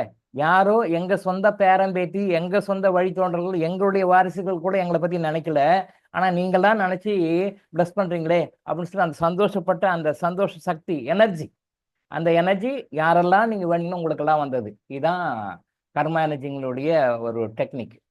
மியூச்சுவல். நீங்க அவங்க நல்லா இருக்கணும்னு நினைக்கிறீங்க, அவங்க உங்களை நீங்க நல்லா இருக்கணும்னு நினைக்கிறீங்க. இப்போ நீங்க நல்லா இருக்கணும்னு நினைச்சதுனால அவங்களுக்கு எனர்ஜி போச்சு. அப்படியா, நம்மளை கூட இவங்க நினைச்சு நாமெல்லாம் நல்லா இருக்கணும், நம்மளாம் உயர்நிலைக்கு போகணும்னு நினைக்கி இவங்கெல்லாம் நம்மளை நினைச்சு நம்மளை ப்ரே பண்ணியிருக்காங்களே, நல்லா இருக்கட்டும் அப்படின்னு அவங்க மனசார நினைச்சது உங்களுக்கு வந்திருக்கு. இது நீங்க எத்தனை கோயிலுக்கு போயிருந்தாலும் கிடைச்சிருக்காது. நீங்க எத்தனை சர்ச்சுக்கு போயிருந்தாலும் இந்த பெனிஃபிட் கிடைக்காது. எத்தனை மாஸ்க்கு போனாலும் இது கிடைக்காது. எத்தனை குருத்வாராவா சுற்றி சுற்றி வந்தாலும் இது கிடைக்காது. இதுதான் கிவ் அண்ட் டேக் பாலிசி. லைஃபே கிவ் அண்ட் டேக் பாலிசி. நம்ம கிட்ட என்ன போதோ அதான் வரும். நீங்க நல்லா இருக்கணும்னு நினைக்கும் போது அந்த எனர்ஜி உங்களுக்கு வந்து காசு செலவு இல்லாம அந்த எனர்ஜி உங்களுக்கு நிறைய பேருக்கு, அத்தனை பேருக்குமே வந்திருக்கு. காலைல கிளியரன்ஸ் கன்ஃபார்ம் பண்ணிட்டு தான் வந்து உங்களுக்கு சொல்லணும். ஸோ இதுதான் நம்ம வந்து வாழ்க்கையில் நம்ம ஃபாலோ பண்ண வேண்டிய விஷயம். இந்த மாதிரி விஷயங்கள் தான் நிறைய. நம்ம வந்து இப்போ ஃபஸ்ட் ஸ்டாண்டர்டில் இருக்கோம், ஃபஸ்ட் ஸ்டாண்டர்டில் இருக்கும். நம்ம பிஹெச்டி வரைக்கும் போய் ஆகணும். பிறந்த எல்லாருமே பிஹெச்டி பண்ணியே ஆகணும். இங்கே எஸ்கேப்பெல்லாம் ஆக முடியாது. பிஹெச்டி பண்ணியே ஆகணும். ஃபஸ்ட் ஸ்டாண்டர்ட் இருக்கும், அப்படியே செகண்டு, தேர்டு, ஃபோர்த்துன்னு அப்படியே போயிட்டு நம்ம வந்து அப்படியே 10th +2 அப்படின்னு சொல்லி அப்படியே போயிட்டு பிஹெச்டி வரைக்கும் போகணும். ஃபஸ்ட் ஸ்டாண்டர்ட் இருக்கும், பொறுமையாக வந்தீங்கன்னா அப்படி அப்படியே கற்றுக்கிட்டு போயிடலாம். லைஃப்பை வந்து மாற்றங்கள் பண்ணிட்டோம் அப்படின்னு சொல்லி சொன்னால் வழிபாட்டு தலங்களுக்கு போய் வழிபடாமையே உங்களால் அங்கே போயிட்டு வந்தவங்க கூட ஹாப்பியாக சந்தோஷமாக வாழ முடியும்ன்றது தான் கான்செப்ட். சரியா? அப்புறம் நேற்று வந்து அந்த எப்படி சுதந்திரத்தெல்லாம் கொண்டாடினாங்க அப்படின்றத பற்றிலாம் யாரும் எந்த கமெண்ட் எதுவும் போடலை. இந்த கன்றாய் பற்றி இதை பாருங்க, நேற்று பேப்பரில் பார்த்தேன் நான். சுதந்திர தின சிறப்பு மடர் அது வீட்டுக்கு வந்திருக்கும். நான் வீட்டுக்கு போகல, அதனால் தெரியல. பேப்பர் இருந்தால் தெரிஞ்சிருக்கும். அதில் பாருங்கள், கோவை மக்களிடம் வசூலிக்கப்பட்ட திமிர் வரி ஓகே, சுதந்திரம் பெற்று 6 மாதத்துக்கு பின் இந்தியாவுடைய சமஸ்தானம் ஓகே, காந்தியின் வாழ்க்கை பற்றிய புத்தகம் ஓகே, ரைட், அதெல்லாம் ஓகே. பாருங்க, நடிகர் நடிகைகள் சிறப்பு பேட்டிகள், நடிகர் நடிகைகள் சிறப்பு பேட்டிகள், இன்னும் பல வித்தியாசமான படிக்க தூண்டும் தகவல் கூட நாளை வெள்ளிக்கிழமை வருகிறது. இது முந்தா நாள் பேப்பரு, நேற்று பேப்பர் அது வீட்டுக்கு போய் தான் கொண்டு வந்துருக்கேன். வீட்டுக்கு போகாதனால அது தெரியல. பாருங்க, நடிகை போட்டிருக்காங்க, என்ன பாரு என்ன பாருன்னு சொல்லிட்டு பேட்டி கொடுக்குறாங்க. இவங்ககிட்ட என்ன பேட்டி எடுத்திருப்பாங்க? இவங்க என்ன பேட்டி எடுப்பாங்கன்னு நினைக்கிறேன். உங்கள் இளமையின் ரகசியம் என்ன? பியூட்டி பார்லர் தான். அவங்க வேற மாதிரி சொல்லியிருப்பாங்க, பியூட்டி பார்லர் தான். காதல் அனுபவம் உண்டா? திருமணம் செய்து கொள்வீர்களா? எத்தனை பாய் ஃப்ரெண்ட்ஸ் இருந்தாங்க? நடிகராக இருந்தால் எத்தனை கேர்ள் ஃப்ரெண்ட்ஸ் இருந்தாங்க? எத்தனை படம் நடிக்கணும்னு நாங்கள் டார்கெட் வச்சிருக்கிறீங்க? படுக்கிற காட்சிகளிலும் முத்த காட்சிகளிலும் நீங்கள் நடிப்பதற்கு தயாரா? அந்த அம்மா சொல்லுவாங்க. கதைக்கு பொருத்தமாக இருந்தால் நான் நடிக்க தயார். இவர் கேள்வி கேட்பாரு. எப்படி கேட்பாரு? படுக்கறை காட்சிகளிலும் முத்த காட்சிகளும் நீங்கள் நடிக்க தயாரா? அந்த அம்மா டக்குன்னு ஒன்று எஸ் சொல்ல மாட்டாங்க, கொஞ்சம் யோசனை பண்ணிட்டு, கதைக்கு பொருத்தமாக இருந்தால் நடிக்க தயார், நான் நடிப்பேன். கதைக்காக நடிக்கிறாங்களா? இவங்க கதைக்காகலாம் நடிக்கல, பணத்துக்காக நடிக்கிறாங்க. பணத்துக்காக நடிக்கிறாங்க, கதைக்காகலாம் ஒன்றும் நடிக்கல. பட் கதைக்கு பொருத்தமாக, கதை என்ன கதை? கதை என்ன ஆகாயத்துனா குச்சுது? இவங்களா பார்த்து எழுதுகிற கதை தானே. ரூம் போட்டு தண்ணி அடிச்சுட்டு போதைப்பொருள் யூஸ் பண்ணிட்டு இவங்க பார்த்து எழுதுகிற கதை தானே. ஆகாயத்தின் ட்ரக்குன்னு குச்சி கதையை மாற்ற முடியாதா என்ன? இவங்க பார்த்து முத்த காட்சி வரணும், படுக்கறை காட்சி வரணும், இவங்க பார்த்து எழுதுறது தானே. அப்போ இவங்க சமுதாயத்தை தேர்ந்தெடுக்கிறவங்க என்ன பண்ணணும்? இந்த மாதிரி காட்சிகள் நான் நடிக்க மாட்டேன். அது பெண் நடிகைகளாக இருந்தாலும் சரி, ஆண் நடிகைகளாக இருந்தாலும் நான் நடிக்க மாட்டேன் அப்படின்னு சொல்லி எல்லாம் ஒரே யூனிஃபார்மா ஸ்ட்ரைக் பண்ணாங்கன்னு வச்சுங்களேன், எப்படி பணம் எடுக்க முடியும்? எப்படி எடுக்க முடியும்? 50 lakhs அவங்க கொடுக்குறாங்களா? அரை உடம்பு காட்டுறாங்களா? 75 lakhs எனக்கு கொடுக்குறீங்களா? நான் முழு உடம்பு காட்டுறேன். 1 crore கொடுக்குங்களா? ஒன்றுமே இல்லாமல் வரேன். நீங்களே ரெடியாக போகிறீங்க. அப்புறம் அவன் படம் எடுக்காமல் என்ன பண்ணுவான்? அப்போ நான் முத்த காட்சி நடிக்க தயார், படுக்காட்சி நான் தயார் இல்லை, கதைக்காக நான் நடிக்கிறேன், கதைக்காக நான் சொன்னீங்க. கதை என்ன பெரிய இதுவாது? கதை நாமளா பார்த்து எழுதுறது தான். இல்லை சும்மா மக்களை ஏமாத்துறது. அவங்களும் ஏமாத்துறாங்க, நாமளா ஏமாந்துட்டு. நான்லாம் நடிக்க மாட்டேன், இந்த மாதிரி காட்சிகளும் நடிக்க மாட்டேன். இது சமுதாயத்தை கெடுக்கும், தமிழ் பண்பாட்டை கெடுக்கும்.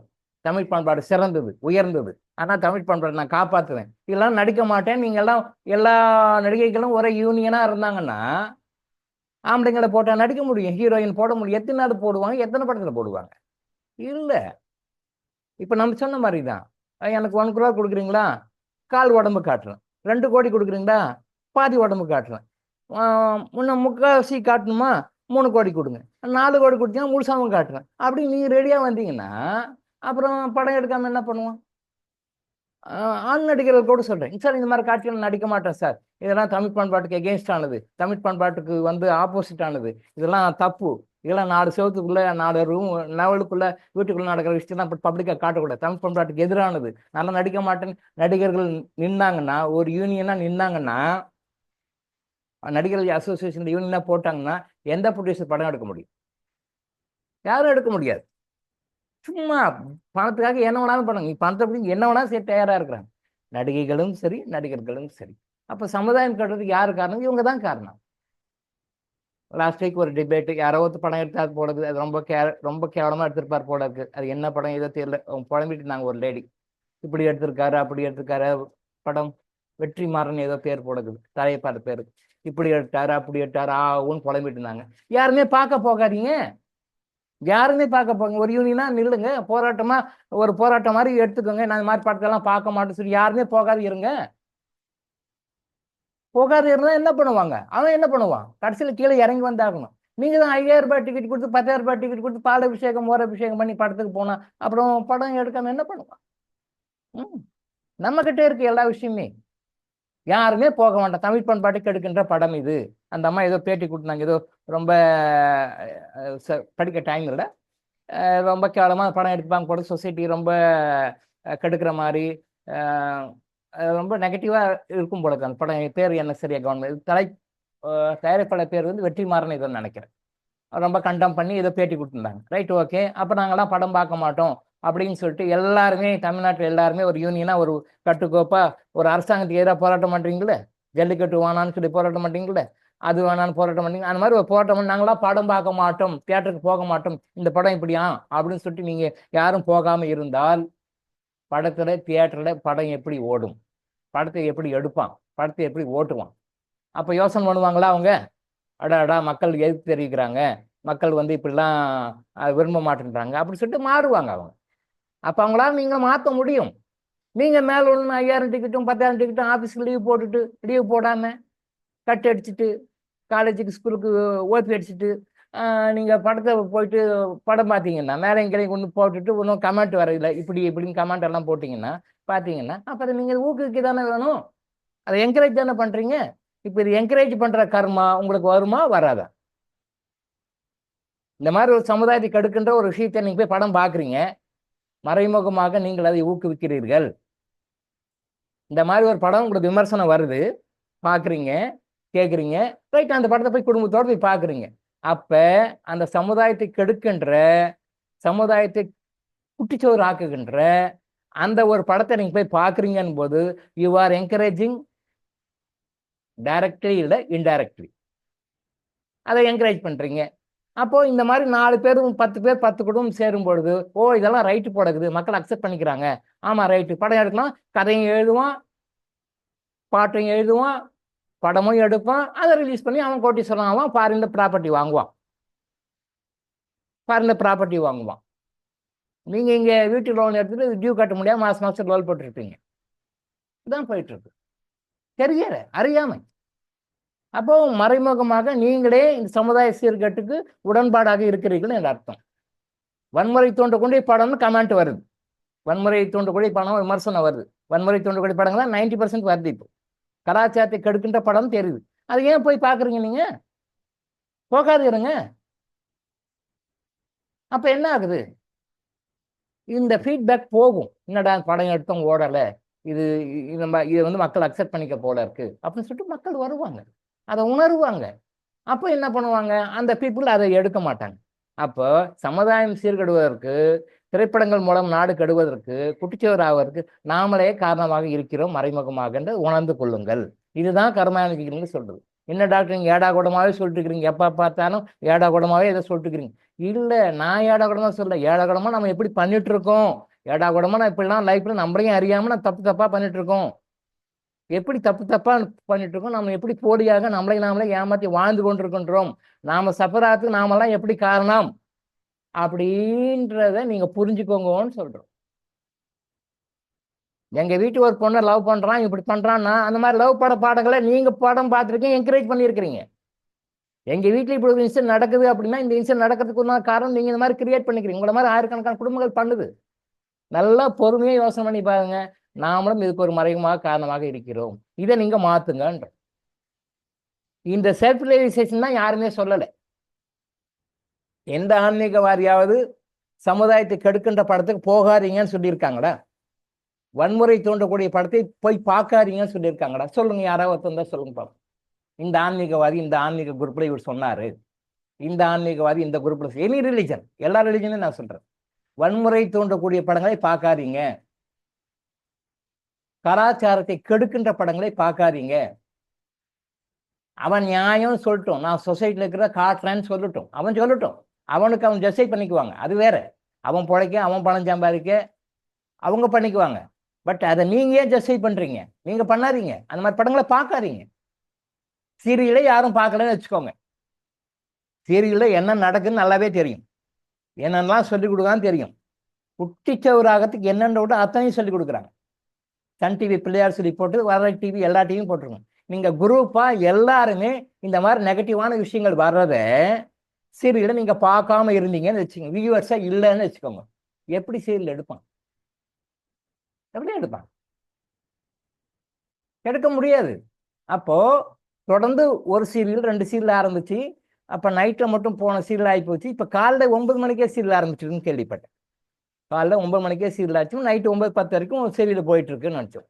இந்த சீரியல் நீங்க பார்க்க பார்க்க பார்க்க பார்க்க உங்களையும் அறியாம உங்களுடைய சப்கான்சியஸ் மைண்ட்ல அந்த எனர்ஜி உங்களுக்கு பதியும். நீங்களே உங்களையும் அறியாம நீங்க சொல்லுவீங்க, அதெல்லாம் இல்லை சார், ஜஸ்ட் பார்க்கறோம் சார், அவ்வளவுதான், பொழுது போல சார். பொழுது போலன்னா பொழுது போகிறதுக்கு 1000 விஷயம் இருக்கு, நல்ல விஷயம் இருக்கு. சீரியல் பார்த்தா பொழுது போகணும்னு அவசியம் கிடையாது. பட் அப்போ நீங்கள் சீரியலை பார்க்குறீங்க அப்படின்னும் பொழுது அது வந்து அப்படியே உங்கள் மைண்டில் ஆட்டோமேட்டிக்காக அப்படியே கொஞ்சம் கொஞ்சமாக உங்களையும் அறியாமல் சப்கான்ஷியஸ் மைண்டில் பதியும். நல்லா நோட் பண்ணி வச்சுக்கோங்க, இந்த டேட் டைம் போட்டு நோட் பண்ணி வச்சுக்கோங்க நான் சொன்னேன்றது. அதை நீங்கள் பதிச்சு உங்களையும் அறியாமல் நீங்கள் பதிச்சுக்கிறீங்க. நீங்கள் என்ன டிவி சீரியலை பார்க்குறீங்களோ அது உங்கள் லைஃப்பில் இம்ப்ளிமெண்ட் ஆகும். சத்தியம் பண்ணி சொல்கிறேன், கேட்டுக்கோ, சத்தியமாக சொல்கிறேன். ஒரே ஒரு பாயிண்ட் கூட மாற என்ன மாதிரி சேலஞ்ச் பண்ணி அடிச்சு சொல்றேன், யாருமே இல்லை, அடிச்சு சொல்றேன் நான். உண்மையிலே சேலஞ்ச் நோட் பண்ணி பாருங்க. நீங்க எந்த சீரியல் லைஃப்ல ரொம்ப அட்டாச்சா ரொம்ப இன்வால்மெண்டா நீங்க லைஃப்ல பாக்குறீங்களோ அது சம்மந்தப்பட்ட விஷயம் உங்க ஃபேமிலியில நடக்குதா இல்லையா பாருங்க. கண்டிப்பா நடக்கும். ஹாஸ்பிட்டல் ஸ்டேஷன் நடக்கும், வரும். போலீஸ் ஸ்டேஷன் கோர்ட்டு கேஸ் நடக்கும். அதில் அந்த இம்மாரல் ரிலேஷன்ஷிப் சம்மந்தப்பட்டது நடக்கும். அதில் என்ன காட்டுறானோ நீங்கள் என்ன பார்க்குறீங்களோ அது கண்டிப்பாக உங்கள் சப்கான்ஷியஸ் மைண்டில் பதியும். அது உங்களுடைய லைஃப்பில் உங்களுடைய ஜாதகத்துக்கு தகுந்த மாதிரி உங்களுடைய கர்மாவுக்கு தகுந்த மாதிரி அந்தந்த குறிப்பிட்ட காலகட்டங்களில் ஏதாவது வகையில் பாதிக்கும். என்ன டாக்டர் நீங்கள் வாயை தேர்ந்தா நெகட்டிவாகவே பேசிட்டு இருக்கிறீங்க, எப்போ பார்த்தா நெகட்டிவே அப்படின்னு நீங்கள் நினைக்கிறீங்க. அப்படி இல்லை, பாசிட்டிவான விஷயங்கள் இல்லை, அதனால சொல்ல முடியல. பாசிட்டிவான விஷயங்கள் இல்லை, சொல்ல முடியல. எந்த சீரியல் நல்ல விஷயம் சொல்கிறான்னு சொல்லுங்க. எந்த சீரியல் நல்ல விஷயம் ஒன்று சொல்கிறான் சார், இந்த சீரியலில் இந்த டிவியில் இதில் ரிலேட் பண்ணுறதுல நல்ல விஷயம் சொல்கிறான் சார், நீங்கள் சொல்லுங்க பார்ப்போம். சர்வசாதாரணமாக தப்பு பண்ணுறாங்க, அதை ஜஸ்டிஃபை பண்ணுறாங்க, அதை நியாயப்படுத்துகிறாங்க.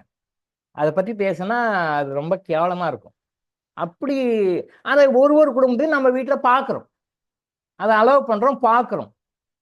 அறிந்தோ அறியாமலோ அந்த நெகட்டிவ் எனர்ஜி நீங்கள் வாங்குறீங்க. அந்த சப்கான்ஷியஸ் மைண்ட் உங்களுக்கு பதியும். அந்த சப்கான்ஷியஸ் மைண்ட் பதிஞ்சதுன்னா அது உங்கள் லைஃப்பில் அந்த மாதிரியான சுச்சுவேஷனில் லைஃப்பில் கிரியேட் பண்ணும். கிரியேட் பண்ணி அதனுடைய பாதிப்பு உங்களுக்கு வரும். நான் சொகப்படணும், கஷ்டப்பட மாட்டேன், சொகப்படணும். ஒரு பக்கம் கோயிலுக்கு போயிட்டு இன்னொரு பக்கம் வீட்டில் சீரியல் போட்டு நெகட்டிவ் வாங்கிட்டு இருந்தா கடவுள் என்ன பண்ணுவார்? அப்புறம் கடவுள் கண்டுக்கவே இல்லை, கடவுள் கண்டுக்க மாட்டாரு. அப்போ நான் இந்த மாற்று விட்டு அந்த மாதத்துக்கு மாறுறேன், இந்த சாமி சரியில்லை அந்த சாமி கிட்ட போகிறேன், இந்த சாமி சரியில்லை அந்த சாமி கிட்ட போகிறேன், இந்த சாமியார் சரியில்லை அந்த சாமியார் கிட்ட போகிறேன், இந்த சாமியார் சரியில்லை அவர்கிட்ட போகிறேன், நான் இந்த மதம் மாறுறேன் அந்த மதம் மாறுறேன், நான் இந்த அமைப்புல நான் இருக்க மாட்டேன், இந்த குரு வேஸ்ட்டு, நான் அந்த குரு கிட்ட போகிறேன், அவர் வேஸ்ட்டு, அவர் இல்லை இவர் வேஸ்ட்டு, இல்லை இவர் இல்லை இவர் வேஸ்ட். இப்படி ஒரு அமைப்பாக நீங்கள் மாற்றிக்கிட்டு லைஃப் லாங் ஒரு 50 அமைப்புகளை மாற்றிக்கிட்டு இப்படியே லைஃப் வேஸ்ட்டாக போயிடும். திருப்பி அடுத்த பிறகு ஒரு வீட்லையும் சீரியல்ன்ற பேரில் உங்கள் வீட்டில் நெகட்டிவ் எனர்ஜியை உங்களை நாசமாக்கக்கூடிய உங்களை குடிச்சவர் பண்ணக்கூடிய அந்த எனர்ஜியை மறைமுகமாக நீங்கள் வாங்கி கொண்டிருக்கிறீர்கள். இப்போ வீட்டில் சீரியல் ஓடு சார், நான் பார்க்கல, இந்த சீரியல் ஓடு சார் நான் பார்க்கல, ஆனால் வீட்டில் மற்றவங்க பார்க்குறாங்க. யாரு பார்த்தாலும் நெகட்டிவ் எனர்ஜி வீட்டுக்குள்ளே வரும், அந்த எனர்ஜி வீட்டுக்குள்ளே வரும். ஏன் வந்து வீட்டில் சுப்ரபாதம் போடுறோம், மற்ற நல்ல சினிமா திரைப்பட பாடல்கள்லாம் போடுறோம், அப்புறம் வந்து இந்த மந்திரங்கள்லாம் போடுறோம், நிறைய நடக்குது, சீரியலும் பாருது. இதில் என்ன நெகட்டிவ் எனர்ஜி வருது நீங்கள் கிளைமேக்ஸில் பார்த்தா எனக்கு தெரியும், நீங்கள் எப்படி தெரிஞ்சுக்குங்க? நீங்களும் உள்ளே வர உங்களுக்கும் தெரியும். கிறிஸ்டல் மெடிடேஷனில் உள்ளே வந்தீங்கன்னா, கிறிஸ்டல் மெடிடேஷன் யோகாலாம் உள்ளே வந்தீங்கன்னா நீங்களும் ஸ்கேன் பண்ணி பார்க்க தெரியும், உங்களுக்கும் தெரியும். பிராணிக் கிட்டிங் ரைக்கில் இருக்கிறவங்களுக்கும் நல்லாவே தெரியும், எனர்ஜி சிஸ்டத்தில் இருக்கிறவங்களுக்கு நல்லாவே தெரியும். அந்த எனர்ஜியை ஸ்கேன் பண்ணி பாருங்கள். திரைப்பட பாடல்கள் உங்கள் வீட்டில் ஓடுதுன்னா அப்போ ஓடின பிறகு எனர்ஜி ஸ்கேன் பண்ணி பாருங்கள். ஒரு கந்தசஷ்டி கவசம் இல்லை நல்ல பவர்ஃபுல்லான மந்திரங்கள், அது வந்து சான்ஸ்கிரிட்டாக இருக்கட்டும் தமிழாக இருக்கட்டும். அது தெரியாதவங்க சான்ஸ்கிரிட்டு தப்பு, தமிழ் ஒஸ்தி, தமிழ் இது அப்படி இப்படின்னு சொல்லிட்டு இருப்பாங்க. அப்படிலாம் ஒன்றும் கிடையாது. அது தெரியாமல் சொல்கிறது, அறியாமல் சொல்கிறது. சான்ஸ்கிரிட்டும் தமிழும் ரெண்டும் ஒரே மனிதனுடைய 2 கண்கள், ஒரே மனிதனுடைய 2 கண்கள். உங்களுக்கு வலது கண் வேணுமா இடது கண் வேணுமா, எது பெஸ்ட்? நான் என்ன சொல்றீங்க நீங்க? உங்களுக்கு வலது கண் வேணுமா இடது கண் வேணுமா, எது பெஸ்ட்ன்னு சொல்லுங்க. இல்லை இல்லை வலது கண் தான் பெஸ்ட், இடது கண் வேண்டான்னு சொல்ல முடியுமா? இல்லை இடது கண் தான் பெஸ்ட், வலது கண் வேண்டான்னு சொல்ல முடியுமா? சமஸ்கிருதமும் தமிழும் ஒரு மனிதன் 2 கண்கள். சமஸ்கிருதமும் தமிழும் ஒரு மனிதனோட 2 கண்கள். தமிழ் உயர்ந்தது, சமஸ்கிருதம் தவறு அப்படின்னு சொன்னா அறியாமையில சொல்றாங்கன்னு அர்த்தம். தமிழ் உயர்ந்தது, சமஸ்கிருதம் தவறு அப்படின்னு சொன்னா அறியாமையில சொல்றாங்க அர்த்தம். சமஸ்கிருதம் உயர்ந்து தமிழ் தவறு அப்படின்னாலும் எந்த ஒரு லாங்குவேஜை நம்ம குறை சொன்னாலும் அறியாமையில சொல்றாங்க, தெரியல, தெரியாம சொல்றோம். தமிழும் சமஸ்கிருதமும் இறைவனுடைய மொழிகள். மற்ற மொழிகளும் இருக்கு. இறைவனுடைய மொழிகள் எது அப்படின்னு சொன்னா இது இது 2 தான், சமஸ்கிருதம் தமிழ். ஒண்ணுக்கு ஒண்ணு விட்டு கொடுத்தது கிடையாது, ஒண்ணுக்கு ஒண்ணு விட்டு கொடுத்தது கிடையாது. 2மே ஈக்குவலானதான். இது உயர்ந்தது இது தாழ்ந்தது அப்படிலாம் கிடையாது. அது சில ஸ்பெஷாலிட்டிஸ் இருக்கு, இது ஸ்பெஷாலிட்டி இருக்கு. இதை அதை அடிக்க முடியாது, அது 2மே ஈக்குவல் தான். பட் என்ன, தமிழ் நிறைய மக்கள்கிட்ட இது இருக்கு, பட் அதுவும் குறைஞ்சிக்கிட்டு வருது. தமிழ் மக்கள்கிட்ட இப்போ நிறைய குறைஞ்சிக்கிட்டு வருது. சான்ஸ்கிரிட் ரொம்ப குறைஞ்சி போயிருக்கு, அவ்வளோதான். கர்நாடகாவில் ஏதோ ஒரு ஊர் இருக்கு, என்னுடைய குரு தான் சொன்னார், போயிட்டு வரலாம் வாங்கன்னு கூப்பிட்டாரு, போக முடியாத சூழ்நிலையா போச்சு. அந்த வில்லேஜில் ஃபுல்லாக சான்ஸ்கிரிட் தான் பேசுகிறாங்களாம். கர்நாடகாவில் ஏதோ ஊர் சொன்னார், ஏதோ டிஸ்ட்ரிக்ட் சொன்னார். அந்த அந்த ஊர் ஃபுல்லாகவே சான்ஸ்கிரிட் தான் பேசுங்க. இன்னைக்கு கூட சான்ஸ்கிரிட் தான் பேசுகிறாங்களாம். சான்ஸ்கிரிட் என்ன ஒரு ஸ்பெஷாலிட்டி அப்படின்னா, அதில் எந்த கெட்ட வார்த்தைகளும் கிடையாது. தமிழ் எல்லாமே இருக்கு. மெட்ராஸ் பாஷையில் ரொம்ப கேவலமாக இருக்கு. தமிழுக்கே தமிழ் அருமையான மொழி. கனி இருப்ப காய் கவர்ந்தட்டுன்னு சொன்ன மாதிரி நம்ம கனியை விட்டுட்டு காய் எடுத்துக்கணும். தமிழ் அருமையான மொழி. அதுக்கு எல்லா வகைகள்லையும் நல்லா அதை இது பண்ணுவாங்க. தமிழ் நல்லா இதுதான், அதை எந்த குறையும் கிடையாது. பட் இருக்கிறதே ரொம்ப கேவலமான தமிழ்னா சென்னை தமிழ் சொல்லலாம். ரொம்ப ரொம்ப கேவலமாக தமிழுடைய பெருமை, தமிழுடைய பாரம்பரியத்தை கெடுக்கக்கூடிய தமிழ் எதுன்னா சென்னை தமிழை சொல்லலாம், மெட்ராஸ் பாஷைன்னு சொல்லுவாங்க. மற்ற இடங்களை ஓரளவுக்கு அப்படியே காப்பாற்றிட்டு இருக்காங்க. ஒரு சரஸ்வதி கந்தசாமின்னு நினைக்கிறேன், மலேசியாவினுடைய இன்டர்னல் செக்யூரிட்டி மினிஸ்டர், கருணாநிதி ஐயாவுக்கு தெரியும்னு நினைக்கிறேன். சரஸ்வதி கந்தசாமி தமிழ்நாட்டுக்காரங்க, பூர்வத்தில் தமிழ்நாட்டுக்காரங்க.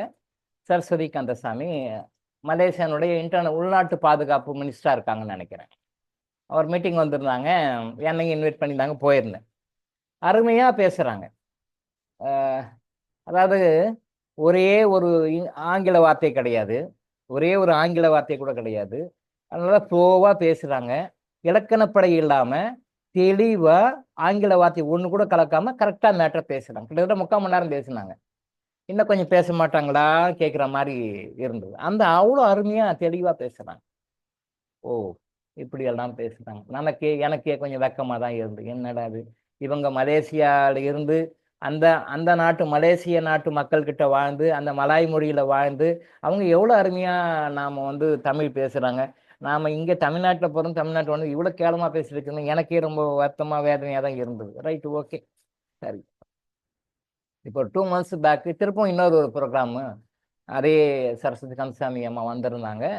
அதை என்னையும் இன்வைட் பண்ணியிருந்தாங்க, நானும் போயிருந்தேன். இங்கேயும் அதே மாதிரி கிட்டத்தட்ட ஒரு 3/4 மணி நேரம் பேசினாங்க. அவ்வளோ அருமையாக பேசினாங்க. ஒரே ஒரு சின்ன இலக்கணப்படையோ எழுத்துப்படையோ அல்லது அந்த ஃப்ளோவில் ஒரே ஒரு இங்கிலீஷ் வேர்டு கூட வரல, அவ்வளோ அருமையாக அவ்வளோ ஃப்ளோவாக பேசுங்க. திரும்பவும் எனக்கு வெக்கமாக தான் இருந்தது. என்னடா இவ்வளோ அருமையாக பேசுகிறாங்க அந்த அம்மா, எவ்வளோ இன்னைக்கும் தமிழ் வாழுது அப்படின்னு சொன்னால் இந்த மாதிரி ஆத்மாக்களால் தான் வாழுது.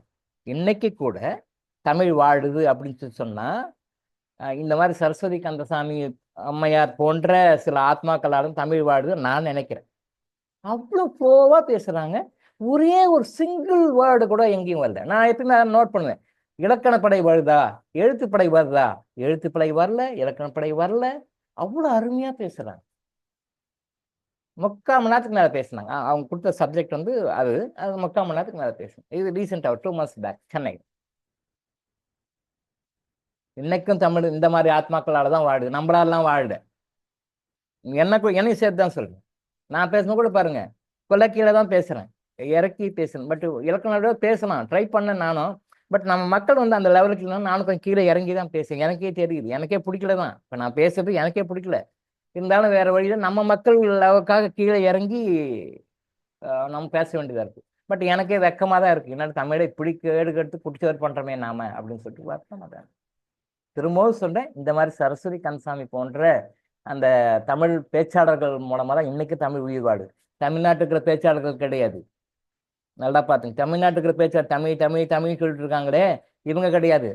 தமிழ் தமிழ் தமிழுக்காக நான் உயிர் கொடுக்குறேன்றாங்களே அப்படின்னு சொல்லாம செஞ்சுட்டு இருக்காங்க. பார்த்தீங்கன்னா இவங்க மாதிரி பெண்மணிகள் மூலமாக, இந்த மாதிரி இருக்கிறவங்க மூலமாக தான் வரும். அதே மாதிரி ஈவன் ஸ்ரீலங்கா தமிழ் பீப்புள் கூட அவங்க பேசுறது அவ்வளோ அருமையாக இருக்கும். அவங்க கேட்கறதுக்கு எனக்கு நல்லா கேட்குற போல இருக்கும். இலங்கை வாழ் தமிழ் மக்கள் இருக்காங்க இல்லையா, அவங்க பேசுகிற தமிழ் நல்லா இருக்கும். உண்மையிலேயே அந்த ட்ரெடிஷ்னலாக ஓரளவுக்கு நல்லா கரெக்டாக பேசுகிறாங்க. சரஸ்வதி கந்தசாமிக்கு அடுத்ததாக செகண்ட் ரேங்க் பண்ணால் அவங்களுக்கு கொடுக்கலாம். ஓரளவுக்கு நல்லா பேசலாம். நம்ம தமிழ்நாடுன்னு சொல்லிட்டு இருக்கோம், தமிழை கேடு கட்டு குடிச்சவர் பண்ணுறோம். ஓகே, நம்ம சப்ஜெக்ட் வருவோம். ஸோ அந்த நடிகைகளை பற்றியெல்லாம் பேட்டி எடுப்பாங்க. உங்களுக்கு வந்து குழந்தைகள் பற்றுக்க விருப்பமா? அது ஒரு கேள்வி. ஏதாவது காதல் அனுபவம் ஏதாவது உண்டா? எத்தனை பாய் ஃப்ரெண்ட்ஸு? நடிகராக இருந்தால் எத்தனை கேர்ள் ஃப்ரெண்ட்ஸு? இப்படியெல்லாம் கேவலமாக போயிட்டுருக்கும். ஸோ இந்த மாதிரிலாம் விட்டுட்டு நம்ம அதை ப்ரே பண்ணோம் இல்லையா, இந்த மாதிரி லைஃப்பில் சின்ன சின்ன விஷயங்களெல்லாம் எடுத்து நம்ம லைஃப்பில் கொண்டு வந்து நாமளும் குட் கர்மா சேர்த்துக்கணும், அவங்களுக்கும் குட் கர்மா கொடுக்குறோம். நம்மளால் அவங்களும் ஹாப்பியாக இருப்பாங்க, அவங்களால நாமளும் ஹாப்பியாக இருப்போம். நீங்கள் எத்தனை வழிபாட்டு தளத்துக்கும் போனாலும் கிடைக்காத அந்த பலன் நேற்று யாரெல்லாம் ப்ரே பண்ணாங்களோ அவங்களுக்கெல்லாம் கிடைச்சிது அப்படின்ற சொல்கிற மெசேஜ் சொல்லலாம். எஸ்.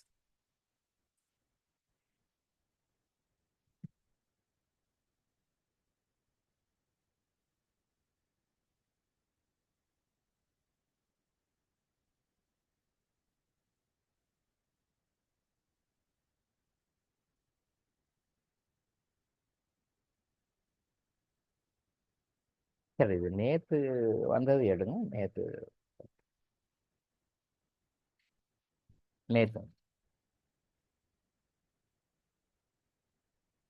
ஒரு சகோதரி கேட்டிருக்காங்க. நேற்று ஐயா பணிவான வணக்கம். நம் தாய்நாடு ஏன் ஆங்கிலேயரிடம் சிக்கி கொண்டது? இதுவும் நம்ம அனைவருடைய கர்மாவா? இதுவும் இறைவனின் சம்மதம் பற்றி நடக்கிறதா? உண்மை. ஆங்கிலேயர் நம்ம நாட்டை ஆக்மை பண்ணது கடவுளுடைய ஆசீர்வாதத்தோட, கடவுளுடைய அனுமதியோடு நடந்தது தான். கடவுள் இல்லாமல், கடவுளுக்கு தெரியாமல், ரகசியமாக அவர் தெரியாமல் ஆக்மை பண்ணிட்டான். நம்ம ஆளுங்க பண்ணுவாங்க, நைட்டோட நைட்டாக போயிட்டு ஆக்மை பண்ணிக்குவாங்க அடுத்த வீட்டு இடத்த. ஒரு ஒரு டிஸ்பியூட்டான பிளேஸ் இருந்ததுன்னா நைட்டோட நைட்டாக போயிட்டு குடிசை போட்டு ஆக்மை பண்ணிக்குவாங்க. அப்புறம் அதுக்கு பிறகு விஷயம் தெரிஞ்சு அவன் வருவான், அப்புறம் சண்டை பிடிப்பாங்க, கோர்ட்டு கேஸுன்னு போவாங்க. அது வேறு. நைட்டோட நைட்டாக ஓவர் நைட்டை பண்ணுறது அப்படி இல்லை. ஆங்கிலேயர்கள் இந்தியாவுக்கு வந்தாங்க, இந்தியாவை ஆக்வை பண்ணிக்கிட்டாங்க. அவங்க சுதந்திரம் கொடுக்காம ரொம்ப நாள் போராடினாங்க. அப்புறம் அதுக்கு பிறகு வேறு வழிதான் சுதந்திரம் கொடுத்து போனாங்க. எல்லாமே இறைவனுடைய சம்மத்தோட வந்தது தான். ஏன் ஆங்கிலேயர்கள் வந்தாங்க அப்படின்னு சொல்லி சொன்னால், அதாவது உலகம் ஒரே உலகம் அழியும் போது எப்படி இருக்கணும்னா, ஒரே ஒரு ஆட்சியின் கீழே வரும். உலகம் அழியும் போது ஒரே ஒரு அரசன் தான் இருப்பான். ஃபார் எக்ஸாம்பிள் இப்போ நீங்கள் யாருப்பா, ட்ரம்ப் எடுத்துக்கோங்க. இப்போ அவர் சொல்லனாலும் பார்ஷியலாக அப்படி தான் டாமினேட் பண்ணிட்டு இருக்காரு. அவர் ட்ரம்ப் தான் அமெரிக்கானுடைய அதிபர்னு வச்சுக்கோங்களேன். ஒரு உதாரணத்துக்கு அண்டர்ஸ்டாண்டிங்காக சொல்கிறேன். அவர் தான் உலகத்தினுடைய தலைவராக இருப்பார். இப்போ எப்படி மற்ற நாட்டு பிரதமர்களும் மற்றவர்களும் அந்த இன்டர்நேஷ்னல் மாஃபியாஸ் கிட்ட டமி பீஸ்ங்க தான். இங்கே தான் நம்ம பிரதமர் ஜனாதிபதி ஊன்னுட்டு இருக்கோம். அங்கே அவங்ககிட்ட இவங்களாம் டமி பீஸ் தான். அப்போது ஒரு நாட்டுக்காரர்களும் எப்படி மாஃபியா கிட்ட, இன்டர்நேஷ்னல் மாஃபியா கிட்ட அடிமைகளாக இருக்கிறார்களோ, அவங்க சொல்கிற பேச்சை கேட்குறாங்களோ, அதை மீறி இவங்களால எதுவும் பண்ண முடியாதோ, அதே மாதிரி உலகம் முழுசும் ஒரே ஒரு ஆட்சியாளன் வருவான். உலகம் முழுசுக்கும் ஒரே ஒரு ஆட்சி தான் இருக்கும், ஒரே கவர்மெண்ட்டு தான் இருக்கும், சிங்கிள் கவர்மெண்ட்டு. அப்போது இப்போ இருக்கிற நாடுகள்லாம் எப்படி இருப்பாங்க? இப்போ நாம் எப்படி ஒரு இந்தியாவில் டிஃப்ரெண்ட் டைப்ஸ் ஆஃப் ஸ்டேட்ஸ் இருக்குது. ஒரு ஸ்டேட்டுக்கும் ஒரு முதலமைச்சர் இருக்கார். But supreme control prime minister தான் இல்லையா? அதே மாதிரி இப்போது யூஎஸ்ல நிறைய ஸ்டேட்ஸ் இருக்குது. ஒரு ஸ்டேட்ஸுக்கும் ஒரு கவர்னர் இருப்பாங்க, ஒரு ஸ்டேட்ஸுக்கு ஒரு கவர்னர் இருப்பாங்க. இங்கே எப்படி சீஃப் மினிஸ்டர் மாதிரியும் அதே மாதிரி யூஎஸ்ல ஒரு ஸ்டேட்டுக்கு ஒரு கவர்னர் இருப்பாங்க. அவங்க தான் ஃபுல் பவர். பட் அவங்களுக்கெல்லாம் மேலே எப்படி ட்ரம்ப் இருக்காரோ அதே மாதிரி எல்லா நாடுகள்லையும் ஒரு அட்மினிஸ்ட்ரேஷன் இருப்பாங்க, அட்மினிஸ்ட்ரேஷன். பட் இவங்களுக்கெல்லாம் சீஃப் ஹெட்டு அந்த ஒரே ஒரு அதிபதி, உலகத்தினுடைய அதிபதினு வச்சுக்கோங்களேன். அந்த அதிபதி அவன் என்ன சொல்றானோ அதை இங்க அதை வந்து இம்ப்ளிமெண்ட் பண்ணி ஆகணும். அவர் அங்க சொல்றாரு அப்படின்னா அப்ப நியூயார்க் இருக்காது, வேற இடம் இருக்கும். பட் இப்போ ஒரு எக்ஸாம்பிளுக்காக, ஒரு நீங்க புரிஞ்சுறதுக்காக சொல்லுங்க. அப்போ அந்த கேபிட்டல் வேற இடமா இருக்கும். பட் இப்போ வந்து நியூயார்க்னு வச்சுக்கோங்களேன், ஒரு உதாரணத்துக்காக, for your understanding, for your easy understanding. அப்போ வந்து நியூயார்க்ல இருந்து ஒரு கமாண்ட் வருது. அவர் வந்து உலகத்தினுடைய அது சர்வாதிகாரியாக இருப்பார், சர்வாதிகாரியா இருப்பார் அவர். ஜனநாயகவாதி இப்ப மட்டும் எங்க இப்பயும் சர்வாதிகாரம் தான். போலி ஜனநாயகம். நம்ம ஜனநாயகம் சொல்லிட்டு இருக்கோம், இப்பயும் சர்வாதிகாரம் தான் நடக்குது. நம்ம சொல்லிட்டு இருக்கோம் சர்வாதிகாரம் எல்லாம் இல்ல போயிடுச்சு, ஜனநாயகம் சொல்லிட்டு இருக்கோம். பட் இன்னைக்கும் சர்வாதிகாரம் நடக்குது. அப்ப பப்ளிக்கா சர்வாதிகாரம் இருக்கும், அவர் தான் சீஃப். அப்போ இந்த நாடுகளுக்கெல்லாம் ஒரு ஹெட் இருப்பாங்க, அவங்க வந்து ஆஸ் ஏ ஸ்டாஃப் மாதிரி, அவங்களோட ஸ்டாஃப் மாதிரி இவங்க இந்த எலெக்ஷன் சிஸ்டம் எல்லாம் கிடையாது, அப்போ இருக்காது. எலெக்ஷன் சிஸ்டம்லாம் கிடையாது. அவர் என்ன சொல்றாரு மிலிட்டரி ரூல் மாதிரி வச்சுக்கோங்களேன். மிலிட்டரி ரூல், அவர் என்ன அந்த தளபதி சொல்றாரோ அவங்க கேட்கணும். ஏன் எதுக்குலாம் கேட்கக்கூடாது, ஏன் எதுக்கு அப்படிலாம் கேட்கக்கூடாது. மிலிட்டரி ரூல் அப்படிதான். அவர் ஒரு கமாண்டர் மேல சொன்னார்னா, ஒரு கர்னல் சொன்னார்னா, அது சொன்னதை வந்து கரெக்டாக ஃபாலோ பண்ணும், கரெக்டாக செய்யணும், அதை வந்து மாற்றக்கூடாது.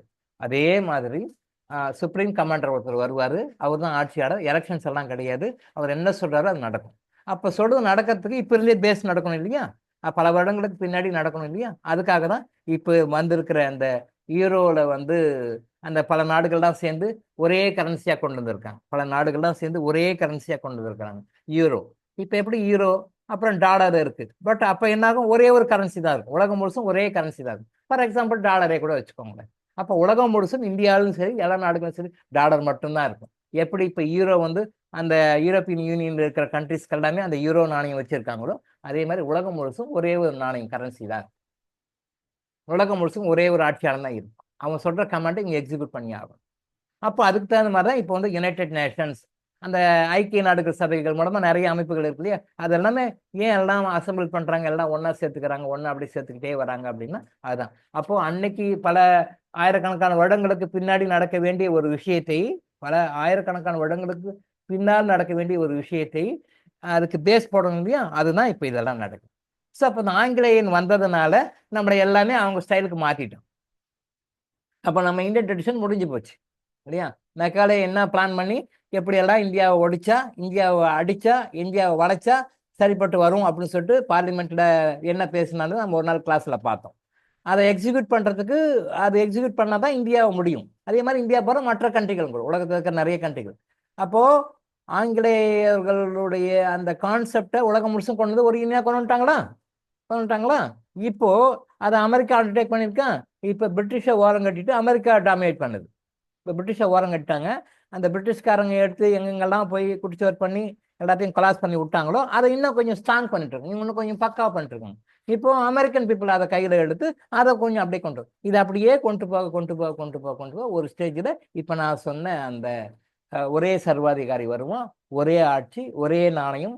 இப்போ நம்ம மோடி சொல்றாரு பார்த்தீங்களா, இந்தியா முழுசும் ஒரே நாணயம், ஒரே ரேஷன் கார்டு, ஒரே சட்டம் அப்படின்னு மோடி சொல்லிட்டு இருக்காரு இல்லையா. இப்போ எப்படி அவர் இந்தியாவுக்கு சொல்றாரு, ஒரே சட்டம், பேன் இந்தியா, எல்லா ஸ்டேட்டுக்கும் ஒரே சட்டம், எல்லா ஸ்டேட்டுக்கும் ஒரே யூனிஃபார்மான ரூல்ஸ் அண்ட் ரெகுலேஷன்ஸ், எல்லாத்துக்கும் ஒரே ரேஷன் கார்டு, இந்தியாவில் எங்கே இருந்தாலும் ரேஷன் கார்டு கொண்டு போகலாம். அதே மாதிரி உலகம் முழுசுக்கும் பாஸ்போர்ட் விசாலாம் இல்லை, பாஸ்போர்ட் இருக்காது, விசா இருக்காது. நீங்கள் இன்னொரு நாடு போகும்போது தானே அது, இங்கே பாஸ்போர்ட் தேவை இருக்காது, விசா தேவை இருக்காது, எந்த நாட்டுக்கும் எப்போ எங்கே வேணாலும் நீங்கள் போய்க்கலாம். இமேஜின் பண்ணி பாருங்க, பாஸ்போர்ட் இல்லை, விசா இல்லை, எந்த நாட்டுக்கும் எப்போ. இப்போ இந்தியாவுக்குள்ளே போகணும்னா பாஸ்போர்ட் வேணுமா, விசா வேணுமா, தேவையில்லை, எங்கேனாலும் போனால் எங்கேனாலும் வரலாம். ஃபார் எக்ஸாம்பிள் யூஎஸ்லையும் எடுத்துக்கோங்க, ஒரு ஸ்டேட்லேருந்து இன்னொரு ஸ்டேட்டுக்கு போகணும், ஒரு ஜார்ஜியாவிலேருந்து பென்சில்வேனியாவுக்கு போகணும், நீங்கள் விசா பாஸ்போர்ட்லாம் எடுக்க தேவையில்லை. எந்த அட்லாண்டாலேருந்து ஜார்ஜியாவுக்கு போகணும், இல்லை எந்த ஸ்டேட்டுக்குள்ளே பென்சில்வேனியா போகணும், எங்கே போனாலும் அங்கே பாஸ்போர்ட் விசா கண்ட்ரி விட்டு வெளியே வந்தால். அதே மாதிரி இன்டர்நேஷ்னல் லெவலில் நீங்கள் எந்த கண்ட்ரிக்கு போகிறதுக்கும் பாஸ்போர்ட் சிஸ்டம்லாம் இருக்காது, விசா சிஸ்டம்லாம் இருக்காது. எந்த கண்ட்ரிக்கு யார் எப்போ வேணாலும் நினச்ச மாதிரி போயிட்டு வரலாம். அது மாதிரி சிஸ்டம் இப்போ வரும், இப்போ இல்லை அப்போ வரும். அதை கொண்டு வரதுக்காக தான் இப்போ இதெல்லாம் பண்ணிட்டு இருக்காங்க. ஸோ கடவுளுடைய ஆசீர்வாதத்தோடு தான் இதெல்லாம் நடக்கும். ஓகேங்களா?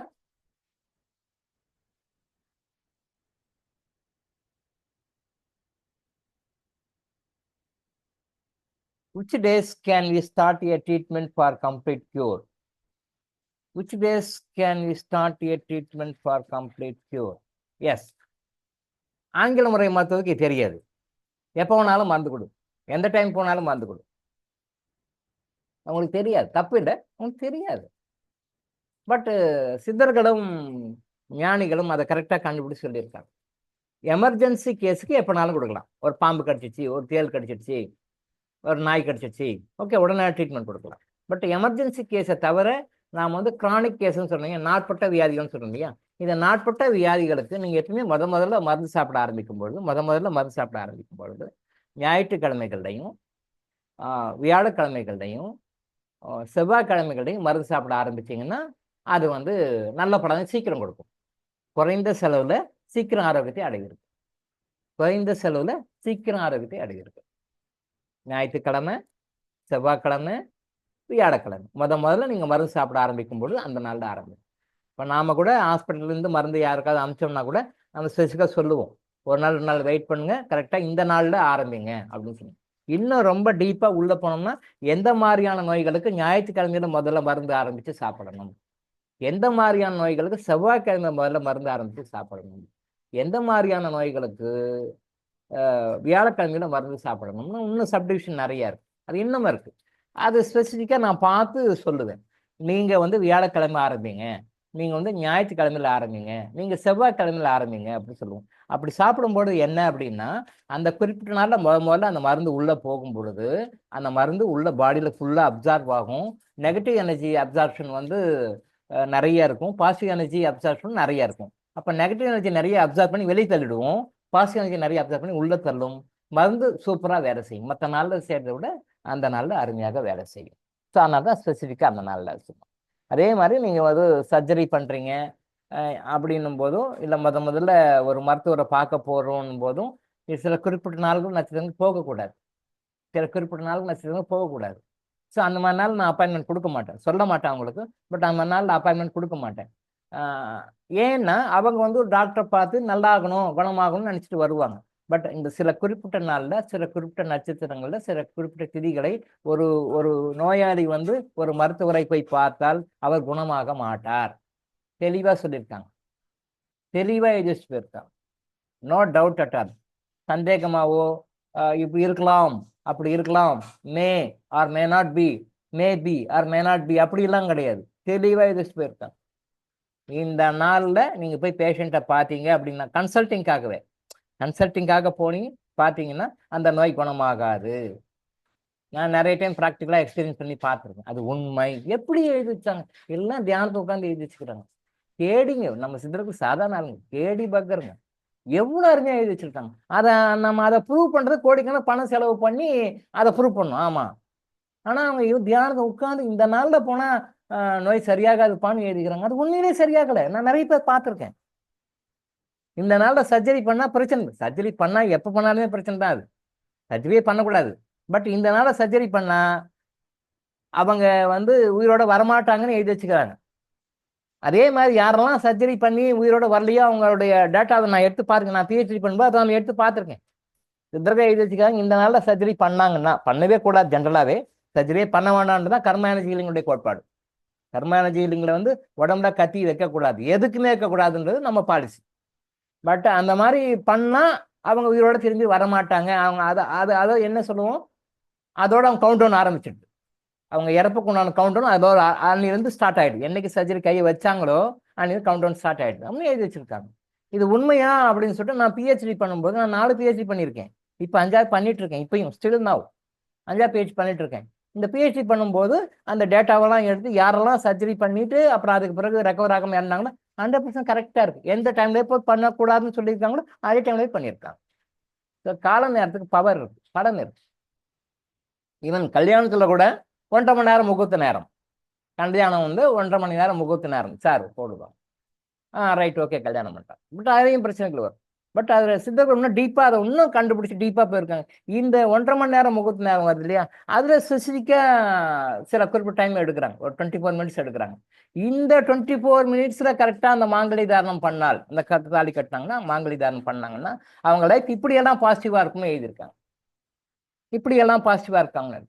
நான் பிஹெச்டி பண்ணும்போது நான் இதையும் நிறைய அந்த திருமணம் செய்கின்ற அந்த புரோகிதர்கிட்ட அதை கொடுத்து அதை ஃபாலோ பண்ணி நான் பிஹெச்டி பண்ணும்போது அந்த ரெக்கார்டு எடுத்திருக்கேன்.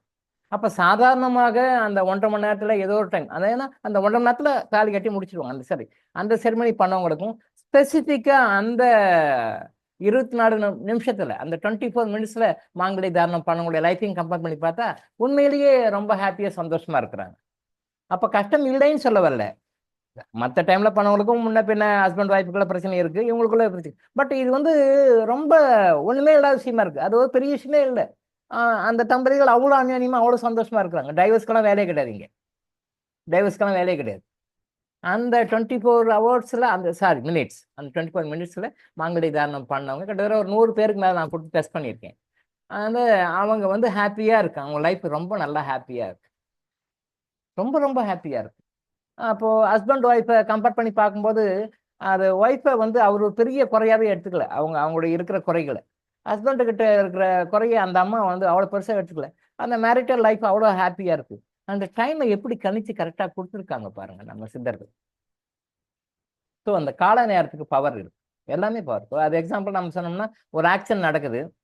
அந்த ஆக்சிடென்ட் நடக்கும்போது நிறைய பேர் சொல்லுவாங்க, சார் அந்த ஒரு நிமிஷம் முன்னாடி போயிருந்தா அந்த ஆக்சிடென்ட் தவிர்த்து இருக்கலாம். ஒரு நிமிஷம் முன்னாடி போயிருந்தா அதே பாருங்க. ஒரு ஒரு ஆக்சிடென்ட் ஒரு 4 பேர் சம்மந்தப்படுறாங்கன்னு வச்சுங்களேன். அந்த வண்டி டிரைவர், அந்த ஆக்சிடென்ட்ல மாற்றுறவங்க எல்லாமே ஒரே டைம்ல ஒரு யூனிக்கா ஒரே டைம்ல வந்து மிங்கிள் ஆகுறாங்க. அந்த ஒரு செகண்ட்ல அந்த லாரி பாஸ் ஆயிட்டு இருந்தாலும் இவர் எஸ்கேப் ஆயிட்டு இருப்பார். இல்ல அந்த ஒரு செகண்ட் இவர் லேட்டா வந்தாலும் எஸ்கேப் ஆயிருப்பாரு. அந்த ஒரு செகண்ட்ல கரெக்டா அவரும் வராரு, இவங்க வராங்க, அடிக்கிறாங்க, ஸ்பாட்ல டெத். அது எப்படி அந்த ஒரு செகண்ட் கரெக்டா நடக்குது? Because divine plan. அது டிவைன் பிளான். அது இந்த டைம்ல இந்த இடத்துல கரெக்டா இந்த இடத்துல நடக்கணும். கரெக்டா அந்த மாதிரி பிளான் பண்ணி இவரும் கரெக்டா போவாரு, அவரும் கரெக்டா வருவாரு, ஸ்பாட்ல ஆக்சிடென்ட் ஆக இறந்துருவார். Because of divine plan. அது ஒரு செகண்ட் சொல்ல வரணும். எதுக்காகன்னா அந்த அவாய்ட் பண்ணணும், அவாய்ட் பண்ணிக்கலாம். ஏன் அவர் தான் அந்த லாரி டிரைவர் தான் ஒரு செகண்ட் லேட்டா வரக்கூடாதா? இல்ல அந்த 2 வீலர்ல அடிபட்டு ஸ்பாட்ல இறக்குறாங்களே அவங்க தான் ஒரு செகண்ட் லேட்டா வரக்கூடாதா? ஏன் ஏன் கரெக்டா நடக்குது? Because of divine plan. அந்த ஒரு ஒரு நிமிஷத்துக்கும் செகண்டுக்கும் பவர் இருக்குன்னு சொல்ல வரேன். அது காலகட்டத்துல எதுவும் மூட நம்பிக்கைகள்லாம் கிடையாது. மூட நம்பிக்கைலாம் எதுவுமே கிடையாது. எல்லாமே சயின்ஸ் தான்.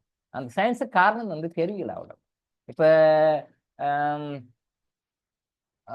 ஸ்ரீஹரிகோட்டால வந்து ராக்கெட் லான்ச் பண்ணும்போது டைம் நோட் பண்ணிடுவாங்க. சார் கவுண்ட் டவுன் ஆரம்பிச்சிருவாங்க. கவுண்ட் டவுன் ஆரம்பிச்ச பிறகு, சார் இந்த நாள்ல இந்த டைம்ல வந்து நான் வந்து உங்களுக்கு இதை அனுப்புறேன் அப்படின்னு சொல்லிட்டு டிக்ளேர் பண்ணிவிட்டுருவாங்க. ஏற்கனவே டிக்ளேர் பண்ணிடுவாங்க, எல்லாருக்கும் டிக்ளேர் பண்ணி விட்டுருவாங்க.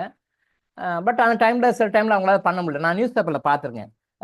ஏற்கனவே இஸ்ரோ சொன்ன டைம்ல வந்து இந்த ராக்கெட்டை வந்து அனுப்ப முடியல. பிகாஸ் ஆஃப் சில சூழ்நிலைகள், சில வாகனத்துல சில என்வரன்மெண்டல் ரீசனுக்காக, சில சூழ்நிலைகளுக்காக, இந்த காரணங்களுக்காக தள்ளி வைக்கப்படுகிறது. It is postponed. தள்ளி வச்சு ஒரு 2.5 hours 3 hours கழிச்சு நாங்கள் அனுப்பிச்சோம் அப்படின்றாங்க. இது பிசிக்கலா நம்ம உணர்றோம்.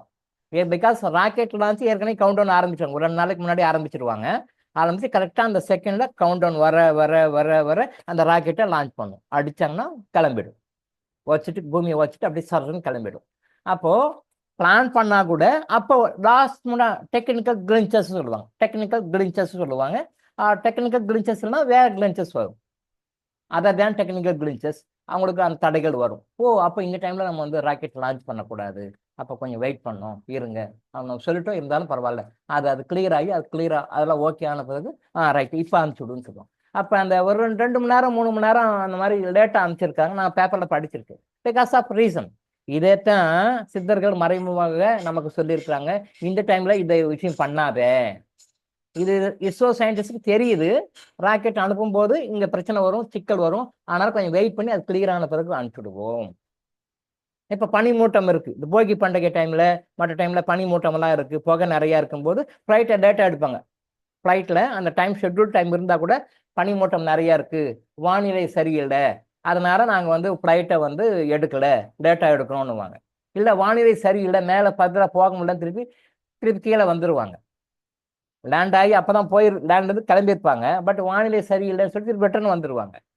வானிலை சரியில்லாம போய் மாட்டி ஆக்சிடென்ட் ஆனது இருக்கு. வானிலை சரியில்லாம ஆக்சிடென்ட் ஆன கேசஸ் இருக்கு. அப்போ வானிலை சரியா இல்லைன்னு ரிட்டர்ன் வந்துருவாங்க, லேண்ட் ஆயிடுவாங்க. அப்போ வானிலை சரியில்லைன்ட்டு ஃபிளைட் ஸ்டாப் பண்ணிடுறாங்களா? ஒரே புகை மண்டலம் சூழ்ந்துட்டு இருக்கு. போகி அன்னைக்கு சென்னையில எல்லாமே ஒரே புகை மண்டலமா இருக்கு, தெரியல. ஃப்ளைட்ஸ் எல்லாம் லேட் பண்ணுறாங்க, 2 ஹவர்ஸ் 3 ஹவர்ஸ் லேட் பண்ணி அப்புறம் அதெல்லாம் மண்டலம் கிளியர் ஆன பிறகு போகிறாங்க இல்லையா? உண்மைதானே? இதை ஒத்துக்கிறீங்களா? ராக்கெட் லான்ச்சுக்கு இஸ்ரோ சயின்டிஸ்ட் லேட் பண்ணுறாங்க, ஒத்துக்கிறீங்களா? ஏன் இந்த டைமில் பண்ணணும்? ஏன் ஃப்ளைட்டில் பைலட்ஸ் ஏன் ஃப்ளைட் நினச்ச நேரத்துக்கு எடுக்கல? ஷெட்யூல் டைமாக இருந்தாலும் கூட, பட் அது வேறு வழி இல்லாமல் போஸ்ட்போன் பண்ணி அப்புறம் எடுக்கிறாங்க. பிகாஸ் அந்த ரீசன் உங்களுக்கு தெரியும். இதே மாதிரி தான் நாம் லைஃப்பில் நினைக்கிறோம். இங்கே ஒரு முக்கியமான விஷயம் சொல்ல வர, நிறைய பேர் வந்து கிறிஸ்டல் ஏன் லேட் பண்ணுறாங்க, கிறிஸ்டல் ரெடின்னு சொல்லிட்டாரு, கிறிஸ்டல் தான் ரெடின்னு டாக்டர் சொல்லிட்டாரு, உன்னை ஏன் அனுப்பலை, மெடிசன் தான் ரெடின்னு சொல்லிட்டாரு, உன்னை ஏன் அனுப்பலை, இந்த மேட்ரு கரலேட் ஆகிறனால இந்த விஷயம் சொல்கிறேன். இன்னும் அனுப்பலை, நான் ரெடி பண்ணிடுறேன், நாகேஸ்வர சாவுக்கு இது கொடுக்கணும், ரைட் ஓகே, குழந்தைவேலு சாருக்கு இது கொடுக்கணும், ரைட் ஓகே, இன்னொரு சார் பேர் என்ன சார், ரவீந்திரன் சாருக்கு இது கொடுக்கணும். இந்த மாதிரி நிறைய பேர் எல்லாருமே உங்களுக்கு இன்னைக்கு அனுப்பணும், நான் ரெடி பண்ணி வச்சிடறேன், எல்லாமே ரெடி பண்ணி கொடுத்துட்றேன். இப்போ நான் கொடுக்குறது டிஸ்பேச் பண்ணும்போது நான் பார்க்குறேன், ரவீந்திரன் சாருக்கு இன்னைக்கு கொடுக்கணும், இவருக்கு கொடுக்கணும், இந்த சகோதரிக்கு அனுப்பணும், இவங்களுக்கு அனுப்பணும், ரைட் ஓகே, இன்னைக்கெல்லாம் ரெடி, நான் ரெடி சொல்லிடுவேன், சார்ட்டு சொல்லிடுவோம், அவர் ரெடின்னு குரியர் ஆஃபீஸில் கூட எல்லா இன்ஃபர்மேஷன் இவர் அட்வான்ஸாக கொடுத்துருவார், அவங்க ரெடியாக பண்ணுவாங்க, சார் எப்போ குரியர் வருதுன்னு. அப்புறம் நான் அனுப்பும்போது நான் வந்து ஃபைனலாக செக் பண்ணுவேன், இப்போ நம்ம ரெடியான்னு பார்த்தா, இப்போ எப்படி இஸ்ரோ சயின்டிஸ்ட்டுக்கு ஒரு பிளாக் வருதோ, நம்ம பைலட்ஸ்க்கு பிளாக் வருதோ, அங்கே மாதிரி ஒரு சில கர்மிக் பிளாக் வரும், அவங்க சைட்லேருந்து வரும், அவங்க சைட்லேருந்து கர்மிக் பிளாக் வரும், எங்கிட்ட இருந்து இல்லை, அவங்க சைட்லேருந்து கர்மிக் பிளாக் வரும். நம்ம கர்மிக் பிளாக் பண்ணும்போது வருதா, ஏற்கனவே கிளிக் பண்ணிட்டு தான் வரேன், கிளிக் பண்ணி தான் சித்தர்கள் பண்ணுறாங்க, தேவதைகள் பண்ணுறாங்க, நானும் பண்ணுறேன், இத்தனை பேரும் பண்ணாலும் அந்த கர்மிக் பிளாக் வந்து வருது. அப்போ என்ன பண்ணோம், சரி அப்போ கர்மிக் பிளாக் பண்ணிட்டு பண்ணும், இதை நான் அனுப்பிச்சிடலாம், நீங்களும் பண்ணிடுவீங்க, பட் நீங்கள் பண்ணுறத விட இங்கே கர்மிக் பிளாக் வந்து குயிக்காக இருக்கும், பர்ஃபெக்டாக இருக்கும், பவர்ஃபுல்லாக இருக்கும். அதனால சரி கொஞ்சம் வெயிட் பண்ணுங்க அப்படின்னு சொல்லிட்டு நான் பண்ணேன். உடனே என்ன ஆகுது, குரியர் கம்பெனிக்கார் இருந்து ஆஸ்டம்பிஸாக இருந்து அவர் யாருக்கு சொன்னால் எல்லாருமே டென்ஷன் ஆகிடுவாங்க, என்னடா அது சொன்ன டைமில் டாக்டர் கொடுத்து கிடைக்குமான்றாரு அப்படின்னு டென்ஷன் ஆகிடும். அந்த டென்ஷன் நமக்கு வரும், நமக்கு தெரியும், பட் எல்லாருக்கும் ஆன்சர் பண்ண முடியாது. சரி ஓகே, திருப்பி அனலைஸ் பண்ணி கிளன்சிங் பண்ணி கொடுப்போம். சார் என்ன பேர் சொன்னீங்க? S Ravindran sir. ரவீந்திரன் சாருக்கு வச்சுக்கோங்க. இப்போ நேற்று அனுப்பலாம்னு பிளான் பண்ணோம், சரி அனுப்பலாம் அப்படின்னு சொல்லிட்டு பிளான் பண்ணிவிட்டு கரெக்டாக ஃபைனலாக திருப்பி ஸ்கேன் பண்ணுறேன், ரைட் அனுப்பலாமா அப்படின்னு சொல்லிட்டு பிளான் பண்ணி பார்க்கும்போது திருப்பி நெகட்டிவ் கர்மா அனாலிசிஸ் அவங்க ஃபேமிலி மெம்பர்ஸ்கிட்டேருந்து வருது, அவங்களுடைய மூதாதையர்கிட்ட, அவருடைய செகண்ட் தேர்ட் ஃபோர்த் ஜென்ரேஷன் வருது. ஸோ அப்போ வரும்பொழுது என்ன பண்ணுறோம், அப்பயும் உள்ள வருதா, சரி அப்போ பிளாக்கேஜ் இன்னும் கொஞ்சம், அது அவரும் பண்ணலாம், பட் அவர் பண்ணுறத விட நாம் ஒன்று கொஞ்சம் நல்லா கிளிக் பண்ணிக்கலாம், கொஞ்சம் இன்னும் 2 நாள் 3 நாள் டைம் எடுத்துக்குவோமா அப்படின்னு சொல்லி வெயிட் பண்ணி பார்க்குறோம். இப்போ அந்த மாதிரி வெயிட் பண்ணி பார்த்து கிளியர்ஸ் பண்ணும்போது அப்போ கிளியர் ஆகுது. அப்போ நான் திரும்ப சொல்கிறேன், சார் இந்த டேட்டில் அனுப்பிச்சுட்லாம், எகைன் இஸ்ரோ விஞ்ஞானிகளும் பைலட்ஸும் பண்ணுற மாதிரி தான், இந்த டைம் ஃப்ளைட் எடுக்கலாம், இந்த டைம் ராக்கெட் லான்ச் பண்ணணும், பார்க்கும்போது திருப்பி அந்த கிளின்ச்சஸ் வரும், because of your world fast life karmas வரும். அப்போ அதை கொஞ்சம் கிளியர் பண்ணும். சார் இதனால தான் கொஞ்சம் லேட் ஆகுத ஒழிய மற்றபடி உங்களுக்கு கொடுக்கக்கூடாது அப்படின்றது தாமதம் கிடையாது. ஸோ எந்த டேட்டில் நீங்கள் எப்போ நீங்கள் கிறிஸ்டல் பேமெண்ட் பண்ணிடுறீங்க, மெடிசன் ரெடி பண்ணாலும் எனக்கு வந்து 24 ஹவர்ஸ் ஒர்க்கு தான், என்னுடைய ஒர்க் வந்து 24 ஹவர்ஸ் தான், மேக்ஸிமம் அதிகபட்சம் போனால் 24 ஹவர்ஸ் தான், நான் ரெடி பண்ணிவிடுவேன். பட் அதை அவங்க கொடுக்கறதுக்கு எனர்ஜைஸ் பண்ணி பவர்ஃபுல் பண்ணி கொடுக்கும் பொழுது மற்றவங்க மாதிரி மெடிக்கல் ஸ்டோரில் வாங்கி கொடுக்குற மாதிரி நம்ம கொடுத்துட முடியாது, மற்றவங்க இது கடையில் போய் வாங்கிக்கிற மாதிரி வாங்கி அது நம்ம கொடுக்கும் பொழுது இப்போ சொன்ன அந்த டெக்னிக்கல் கிளிச்சஸ் நான் டெக்னிக்கல் கிளிச்சஸ் சொல்ல பார்த்தீங்கன்னா இந்த மாதிரி வரும்பொழுது அது வந்து நம்ம கர்மிக் ரீசன்ஸ், இந்த கர்மிக் ரீசன்ஸை பிளாக் பண்ணுறதுக்காக தான் கொஞ்சம் லேட் ஆகுது ஒழிய தயவு செய்து யாரும் தவறாக நினைத்து கொள்ள வேண்டாம், நாங்கள் லேட் பண்ணுறோம்னு நினைக்காது. எனக்கு அதை விட வேற வேலை எதுவும் கிடையாது. நான் வீட்டுக்கே போகலன்ட்டு நேற்று ஒய்ஃப் வந்து என்னை பார்த்துட்டு போனேன், நான் வீட்டுக்கே 2 நாளாக போகல, ஒய்ஃப் என்ன 2 நாளாக வீட்டுக்கே வரலையே அப்படின்னு சொல்லிட்டு வந்து என்னை பார்த்துட்டு சில விஷயங்கள் பேசிட்டு போனாங்க நேற்று ஈவினிங். நம்ம அந்த மாதிரி நம்ம டெடிக்கேட்டாக பண்ணிட்டு இருக்கோம், பட் ஆனால் தயவுசெய்து யாரும் தவறாக நினைக்க வேண்டாம், உங்களுக்காக தான் செஞ்சுட்டு இருக்கோம். பட் எப்போ வந்து ஒன்ஸ் நான் சில பேர் வந்து டாக்டர் அவங்க பேசலைன்னா சொல்லுங்க, நான் பலமுறை திரும்ப சொல்லுங்க, நான் பேசலன்னு இல்லை, உங்கள் நேம் வந்து இங்கே ரெக்கார்ட் ஆயிடுச்சுனாலே, உங்கள் நேம் இங்கே ரெக்கார்ட் ஆயிடுச்சுனாலே நீங்கள் எங்கிட்ட பேச வேண்டாம், எங்கிட்ட பார்க்க வேண்டாம், உங்கள் நேம் வந்துச்சுனாலே அங்கே ஆட்டோமேட்டிக்காக சித்தர்களும் தேவதைகளும் அதை அண்டர்டேக் பண்ணிக்குவாங்க. டெய்லி கம்பல்சரியாக 3 to 6 நீங்கள் உணர்றீங்களா உணரலையோ, நீங்கள் தெரியுதோ தெரியலையோ ஆட்டோமேட்டிக்காக எனர்ஜி உங்களுக்கு வரும், பாசிட்டிவ் எனர்ஜி வரும். நீங்கள் மருந்து இருந்தால் எவ்வளோ ப்ரொடெக்ஷனு, கிறிஸ்டல் இருந்தால் எவ்வளோ ப்ரொடெக்ஷனு அப்படின்னு நீங்கள் நினைக்கிறீங்களோ அந்த ப்ரொடெக்ஷன் ஆட்டோமேட்டிக் முதல்ல கொடுத்துருவாங்க. எப்படி கொடுப்பாங்கன்னா, இப்போ நீங்கள் வண்டி சர்வீஸ் கொடுக்குறீங்க அப்படின்னா நீங்கள் 1 to வருவீங்க வண்டி, இந்த வண்டி சர்வீஸ் பண்ணி கொடுக்குறது 2 நாள் 3 நாள் ஆகும் அப்படின்னு சொல்லி சொன்னா, அப்ப என்ன பண்ணுவாங்க, அவங்க ஒரு ஸ்பேர் வண்டியை கொடுப்பாங்க. அவங்க ஒரு ஸ்பேர் வண்டி கொடுத்து, சார் இதை நீங்க யூஸ் பண்ணிக்கங்க, வண்டி சர்வீஸ் முடிகிற வரைக்கும் அது நீங்க இதை யூஸ் பண்ணிக்கங்க, அப்புறம் வண்டி சர்வீஸ் முடிஞ்ச பிறகு அப்புறம் நீங்க அந்த வண்டியை கொடுத்து இந்த வண்டி எடுத்துக்கோங்க அப்படின்னு. இப்போ இது என்ன நடக்குது அப்படின்னா, அவருடைய ரொட்டீன் லைஃப் பாதிக்காது. அவருடைய ரொட்டீன் லைஃப் வந்து பாதிக்காது. ஏன்னா பிகாஸ் அவருடைய வண்டி சர்வீஸ் வர்றதுக்கு 4 நாள் இவருடைய ரொட்டீன் லைஃப் பாதிக்கும். அவங்க வண்டி கம்பெனியில் வண்டி கொடுத்துருவாங்க, காரோ டூ வீலரோ எதுவோ ஒன்று. Hour two wheeler Karnaugh car, அது வரைக்கும் அவர் யூஸ் பண்ணிட்டு இருப்பார். அது முடிஞ்ச பிறகு வண்டி ரெடியான பிறகு பார்த்துக்கணும். அப்போ அவருடைய லைஃப் பாதிக்கும். இதே மாதிரி தான் ஒன்ஸ் நீங்கள் உள்ள வந்துட்டீங்கன்னாலே போதும். நான் உங்ககிட்ட பேசணும் இல்லை. இப்போ ஜூன் மாதம் புக் பண்ணவங்களுக்கு நான் இன்னும் பேசலை. ஜூன் மாதம் பேமெண்ட் பண்ணி வெயிட்டிங்கில் இருக்காங்க. ஜூலை ஆகஸ்ட்ல இருக்கும், இன்னும் பெண்டிங்ல இருக்கு. அப்போ அவங்க என்ன நினைக்கிறாங்க, பேமெண்ட் பண்ணிட்டு ஒன்றும் டாக்டர் பேசவே இல்லை, 2 மாசம் ஆச்சு என்ன அப்படின்னு நினைப்பாங்க. அப்படி இல்லை, அவங்களுக்கு தெரியல அவங்களுக்கு. பட் எப்போ ஒரு தடவை இங்கே நேம் வந்து இங்கே கர்மாலஜிக்குள்ள ரெக்கார்டு ஆயிட்டாங்களோ, அடுத்த செகண்ட் முதல் கொண்டு எப்படி கம்பெனியோ, டூ வீலர் கம்பெனியோ ஃபோர் வீலர் கம்பெனியோ ஒரு வண்டி அவங்களுக்கு கொடுத்துட்டோ, அதே மாதிரி அவங்க பிரச்சனையை அவங்க ப்ராப்ளம் சால்வ் ஆகிறதுக்கு என்ன கர்மிக் எனர்ஜி கொடுக்கணுமோ அந்த எனர்ஜி நான் இருந்தாலும் இல்லாவிட்டாலும் இங்கே இருந்து 3 to 6 எவ்ரி மார்னிங் எனர்ஜி போயிடும். அதை சில பேர் உணர்றாங்க, சில பேர் உணர்றதில்ல, சில பேர் பார்சியலாக உணர்றாங்க. சில பேர் உணர்றாங்க, சில பேர் உணர்றதில்ல, சில பேர் பார்சியலாக உணர்றாங்க. பட் உணர்ந்தாலும் உணராவிட்டா இந்த எனர்ஜி போயிடும். Under the safeguard, under safe security zone வந்துடுறாங்க அவங்க. பட் அவங்களுக்கு தெரியல, அவ்வளோதான். அதை நான் பேசினாதான் நான் பண்ணுறேன், இல்லை வந்து நான் வந்து மெடிசன் கொடுத்தா தான் நான் பண்ணுறேன், நான் கிறிஸ்டலில் கையில் ஹேண்ட் ஓவர் பண்ணாதான் பண்ணுறேன்னு நினச்சிட்டு இருக்காங்க. அது அது அது வந்து தவறுன்னு நான் சொல்ல வரல. பட் அதுதான் உண்மை. என்ன உண்மைன்னா, ஒன்ஸ் நீங்கள் உள்ள ரெக்கார்ட் ஆயிட்டீங்களே போதும், அண்டர்டேக் பண்ணிக்கும். அந்த மாதிரி சிஸ்டர் இறைவனும் சித்தர்களும் தேவதைகளும் ஏற்பாடு பண்ணி வச்சிருக்காங்க. நீங்க நல்லா நோட் பண்ணி பாருங்க. கர்மா எனர்ஜிகளுடைய கான்டாக்டோ டாக்டர்களுடைய கான்டாக்டோ பேர் கேட்டாலே போதும், நான் பேசணும்னு அவசியமே இல்லை. நல்லா நோட் பண்ணி பார்த்தீங்கன்னா நல்லா தெரியும், உங்க லைஃப்ல பாசிட்டிவ் மட்டும்தான் நடக்கும், நெகட்டிவ் நடக்கவே நடக்காது. அப்படி நெகட்டிவ் நடக்குது அப்படின்னு சொல்லி சொன்னாலே அதை அப்படியே மைனஸ் பண்ணிக்கோங்க. 1000 மடங்குல 10 மடங்கு, 1000 மடங்குல 10 மடங்கு, 1000 மடங்குல 1 மடங்கு, 1000 மடங்குல 2 மடங்கு, அப்படி குறைச்சி தான் கொடுக்குமா ஒழிய உங்களுக்கு வந்து எக்ஸரைஜெட் பண்ணி அதை பெருசு பண்ணி கஷ்டமே கொடுக்காது. சில பேர் எனக்கு சார் ரொம்ப பிரச்சனையா இருக்கு, உடம்பு சப்பரா இருக்கும், ரொம்ப பிரச்சனை இருந்தாலும் கூட அது 100 மடங்கு வந்து 100 மடங்கு அதிகமா இருந்து அதை குறைச்சி உங்களுக்கு 1 மடங்கா தான் கொடுக்கும். சார் கொடுக்கு சார் அவங்க ரொம்ப சீரியஸா இருக்கிறாங்கன்றாங்களே சார், ரொம்ப இதுவா இருக்காங்க, ஒன்றும் கவலைப்படாதுங்க. அவர் நினைச்சுப்பாரு, என்ன இந்த டாக்டர் இப்படி உங்களை மாதிரி தான் அவரும், என்ன டாக்டர் இப்படி சொல்றாருங்க. பட் நம்ம அதை எனர்ஜி ஹீலிங் போயிடுது. ஸ்பெஷலா பை தாட் நம்ம எனர்ஜி கொடுத்துருவோம். அவங்க ஒன்று சேர்ந்தோம், ஒன்றும் ஆகிட மாட்டாங்க, பயப்படவே தேவையில்லை, பயப்படவே தேவையில்லை. ஐசியூலே போய் அட்மிட் ஆக நடமா வந்தால் கூட டோன்ட் வரி, அது அவங்களுடைய கர்மாவெல்லாம் கிளியர் ஆகுது. பட் நம்ம பர்மனெண்ட்டாக கிளியர் ஆகுது. ஸோ இங்கே உள்ள வந்துட்டாரு சரியாயிடும். So no need to worry about it. ஏதோ சப்ஜெக்ட் வந்தேன், வேற ஏதோ வந்துடுச்சு. எஸ், லேட் ஆகுதுன்றது காரணம் வந்து உங்களுடைய பாஸ்ட் லைஃப் கர்மாஸை உங்களை விட நாங்கள் நல்லா பண்ண முடியும்னு நாங்கள் நினைக்கிறனால தான். இல்லை நீங்கள் பண்ணிக்கிறீங்கன்னா நான் டிஸ்பேச் பண்ணி அனுப்பிச்சு விட்டுறலாம். ஏன் சில பேருக்கு அந்த சொன்னால் கூட ஏன் லேட் ஆகுன்ற மாதிரி தான் வந்து, ஏன் நம்ம கரெக்டாக ஒரு டேட் சொல்லிடுறோம், சொன்ன டேட்டில் ஏன் வந்து தவறு அப்படின்னு சொல்லி சொன்னால் தான். அதுக்கு தான் இந்த உதாரணம் சொல்லும்போது எனக்கு அந்த ஞாபகம் வந்தது, அதை நான் சொன்னேன். ஐஎஸ்ஆர்ஓ எல்லாம் ஃபிக்ஸ் பண்ணி வச்சிருந்தாலும் கூட கிளம்புற டைமில் இருக்கிற ப்ராப்ளத்தை கன்சிடர் பண்ணி கொஞ்சம் போஸ்ட்போன் பண்ணுறாங்க. எல்லா கிளைமேட் எல்லாம் சரியில்லைன்றதுனால அந்த கிளம்புற டைமில் பைலட் வந்து அதை ஃப்ளைட்டை எடுக்காமல் ஒரு 2-3 ஹவர்ஸ் லேட் பண்ணி அது நார்மலான பிறகு எடுக்கும். அது மாதிரி உங்களுடைய அந்த நெகட்டிவ் கர்மாஸை நான் கொடுத்துட்டாலும் அதை யூஸ் பண்ண முடியாது, கொடுத்தாலும் அதை பயன்படுத்த முடியாது, அப்படியே பண்ணாலும் முழுமையான பலன் கிடைக்காது. அந்த ஒரு காரணத்துக்காக அதை நம்ம கிளியர் பண்ணி அனுப்பிச்சிடலான்றது தான் எங்களுடைய நோக்கமுடைய. லேட் பண்ணணும், கொடுக்கக்கூடாது, இழுத்தடிக்கணும் அப்படின்ற நோக்கம் தயவு செஞ்சு கிடையாது. நம்மளுடைய நோக்கம் அது கிடையாது. நீங்கள் தயவு செஞ்சு புரிஞ்சுக்கோங்க. உங்களுடைய நன்மைக்காக தான் கர்மா எனர்ஜி ஹீலிங்ல முழுக்க பண்ணுறது உங்களுடைய நன்மைகளுக்காக தான். ஏன் என்னுடைய பிஸ்னஸ், என்னுடைய பொழப்பை, என்னுடைய ரொட்டீன் லைஃப்பை நான் பார்க்காம நம்ம டைம் டெடிகேட் பண்ணி பண்ணால் நம்மளால இந்த சமுதாயத்துக்கு என்ன செய்ய முடியும்? நான் அடிக்கடி உங்களுக்கு திரும்பவும் சொல்றேன், இறைவனுடைய கட்டளைகள 17வது கட்டளை தான் இது.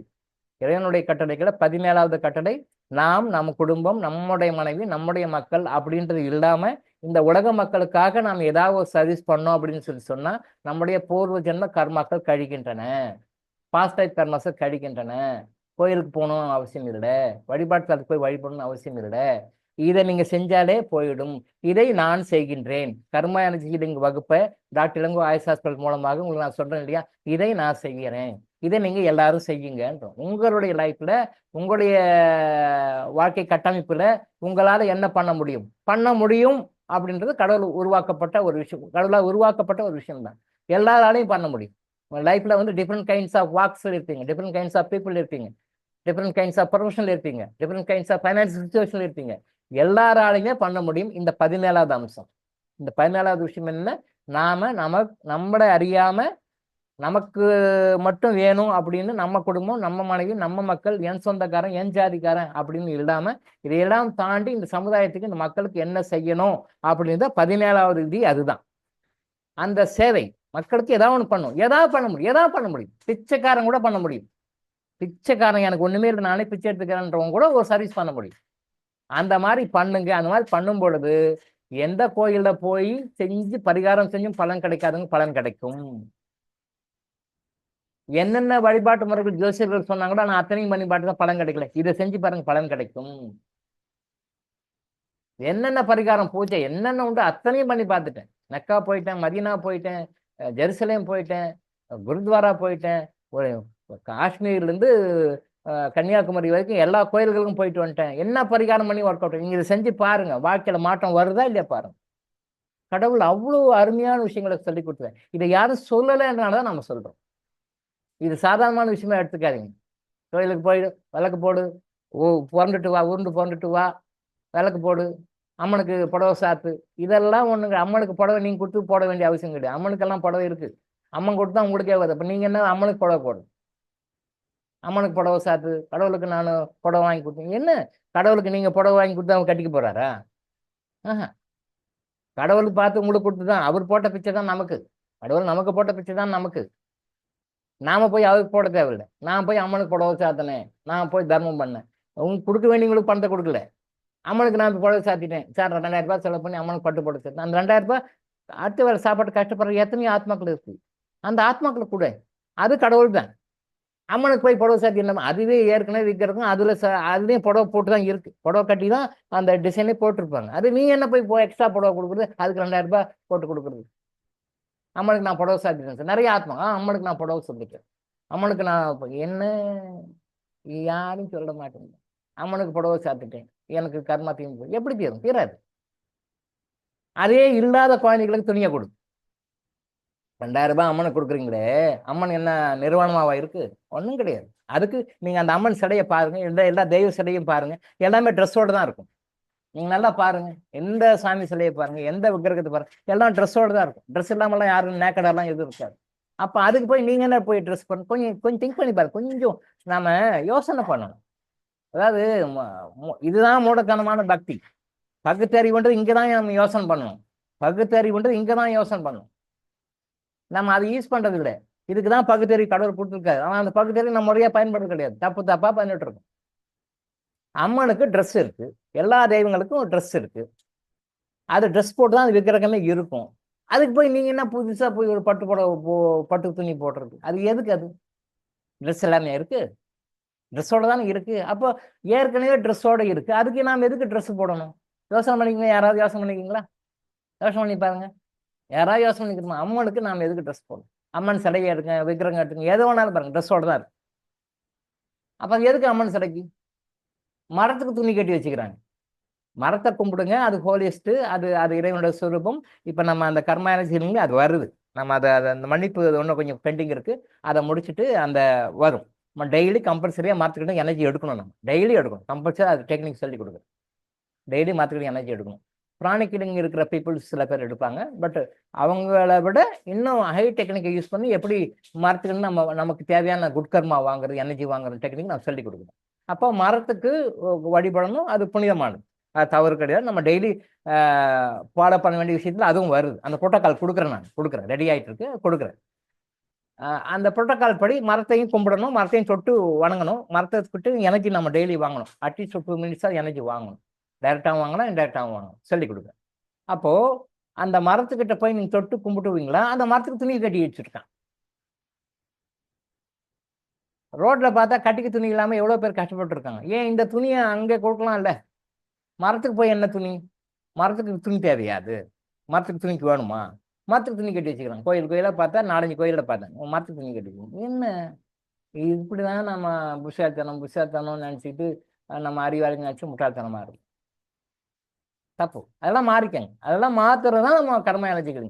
நீங்க லைஃப்ல என்னென்னலாம் விஷயங்களை மாத்தினாலே நீங்க உட்கார்ந்த இடத்துல உங்களுக்கு உட்கர்மா வரும். அதுதான் கர்ம எனர்ஜிகள்னு சொல்லி கொடுக்குறோம்.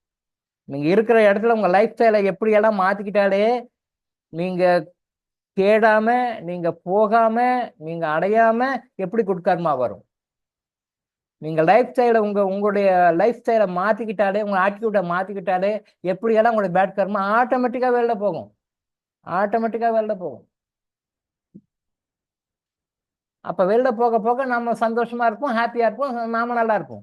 நாம நல்லா இருந்தா மற்றவங்க நல்லா இருப்பாங்க, எல்லாமே நல்லா இருப்போம். அப்ப எல்லாமே நல்லா இருக்கு. நம்ம மாறணும். நம்ம மாறாம அவன் மாறணும், இவன் மாறணும், அது மாறணும், இது மாறணும் அடுத்தவங்களே கை காட்டிருக்கும். அதுதான் நம்ம கர்ம எனர்ஜின்னு சொல்லி கொடுக்கும். இது வந்து சாதாரண விஷயமா எடுத்துக்காது. அதே மாதிரி நம்ம ஒரு இப்போ கொஸ்டின் அண்ட் ஆன்சர்ஸ் கண்டினியூ ஆகிட்டே போகுது. இந்த மன்னிப்பு ஒரு 3 நாள் இருக்குது, அதை முடிச்சிடலாம்னு பார்த்தா இதுவே ஜாஸ்தியாக போகுது. சில பேர் நினைக்கிறீங்க கொஸ்டின் அண்ட் ஆன்சர் போயிட்டே வெட்டி. இல்லை இல்லை இல்லை, நீங்கள் கிறிஸ்டல் வாங்கி கிறிஸ்டல் யூஸ் பண்ணி கிறிஸ்டல் தியானம் பண்ணுறதுனால, அந்த கிறிஸ்டல் யோகா பண்ணனால உங்களுக்கு என்ன ஞானம் வருமோ அதை நம்ம டெய்லி கிளாஸ்லேயே கொடுத்துட்ருக்கோம்.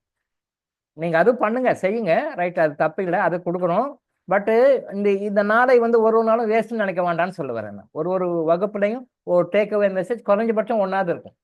1க்கு மேலே தான் கொடுப்பேன், பட் மினிமம் வந்து 1ஆவது இருக்கும் டேக் அவே மெசேஜ். இந்த டேக் அவே மெசேஜ் நீங்கள் தியானம் பண்ணி யோகா பண்ணி கற்றுக்கிறத விட குயிக்காக கொடுக்குறோம். அப்போ நீங்கள் என்ன தியானம் பண்ணி யோகா பண்ணி கற்றுக்கிற விஷயமோ அந்த விஷயத்த உங்கள் கிளாஸில் உட்கார்றது மூலமாகவே கொடுத்துறோம். அப்போ இதுவும் கிறிஸ்டல் யோகா பண்ண மாதிரி தான், கிறிஸ்டல் மெடிடேஷன் பண்ண மாதிரி தான். அதனால அது டைம் வேஸ்ட்னு நினைக்க வேண்டாம். ஏதோ டாக்டர் ஏதோ பேசிட்டு இருக்கிறாரு, இன்னும் சப்ஜெக்ட்டுக்கு வரலன்னு. பெரிய சப்ஜெக்ட் அது. நம்ம இப்போதான் 1ஆம் கிளாஸ்ல இருக்கோம், அடுத்தடுத்து சொல்லுவோம். அதை கேட்டுக்கிறவங்க கரெக்டாக கேட்டு இம்ப்ளிமெண்ட் பண்ணீங்கன்னா உங்கள் லைஃப்பில் என்னைக்கும் பாசிட்டிவ் மட்டும்தான். பாசிட்டிவ் பாசிட்டிவ் பாசிட்டிவ் மட்டும்தான். நன்மை நன்மை நன்மை மட்டும்தான். இதை புரிஞ்சுக்கிட்டீங்கன்னா இதை மாதிரி ஒரு லைஃப்பில் ஒரு பெரிய கிரேட் கிஃப்ட் இல்லைன்ற நீங்கள் புரிஞ்சுக்கிட்டீங்கன்னா இதை கெட்டியாக பிடிச்சிக்குவீங்க.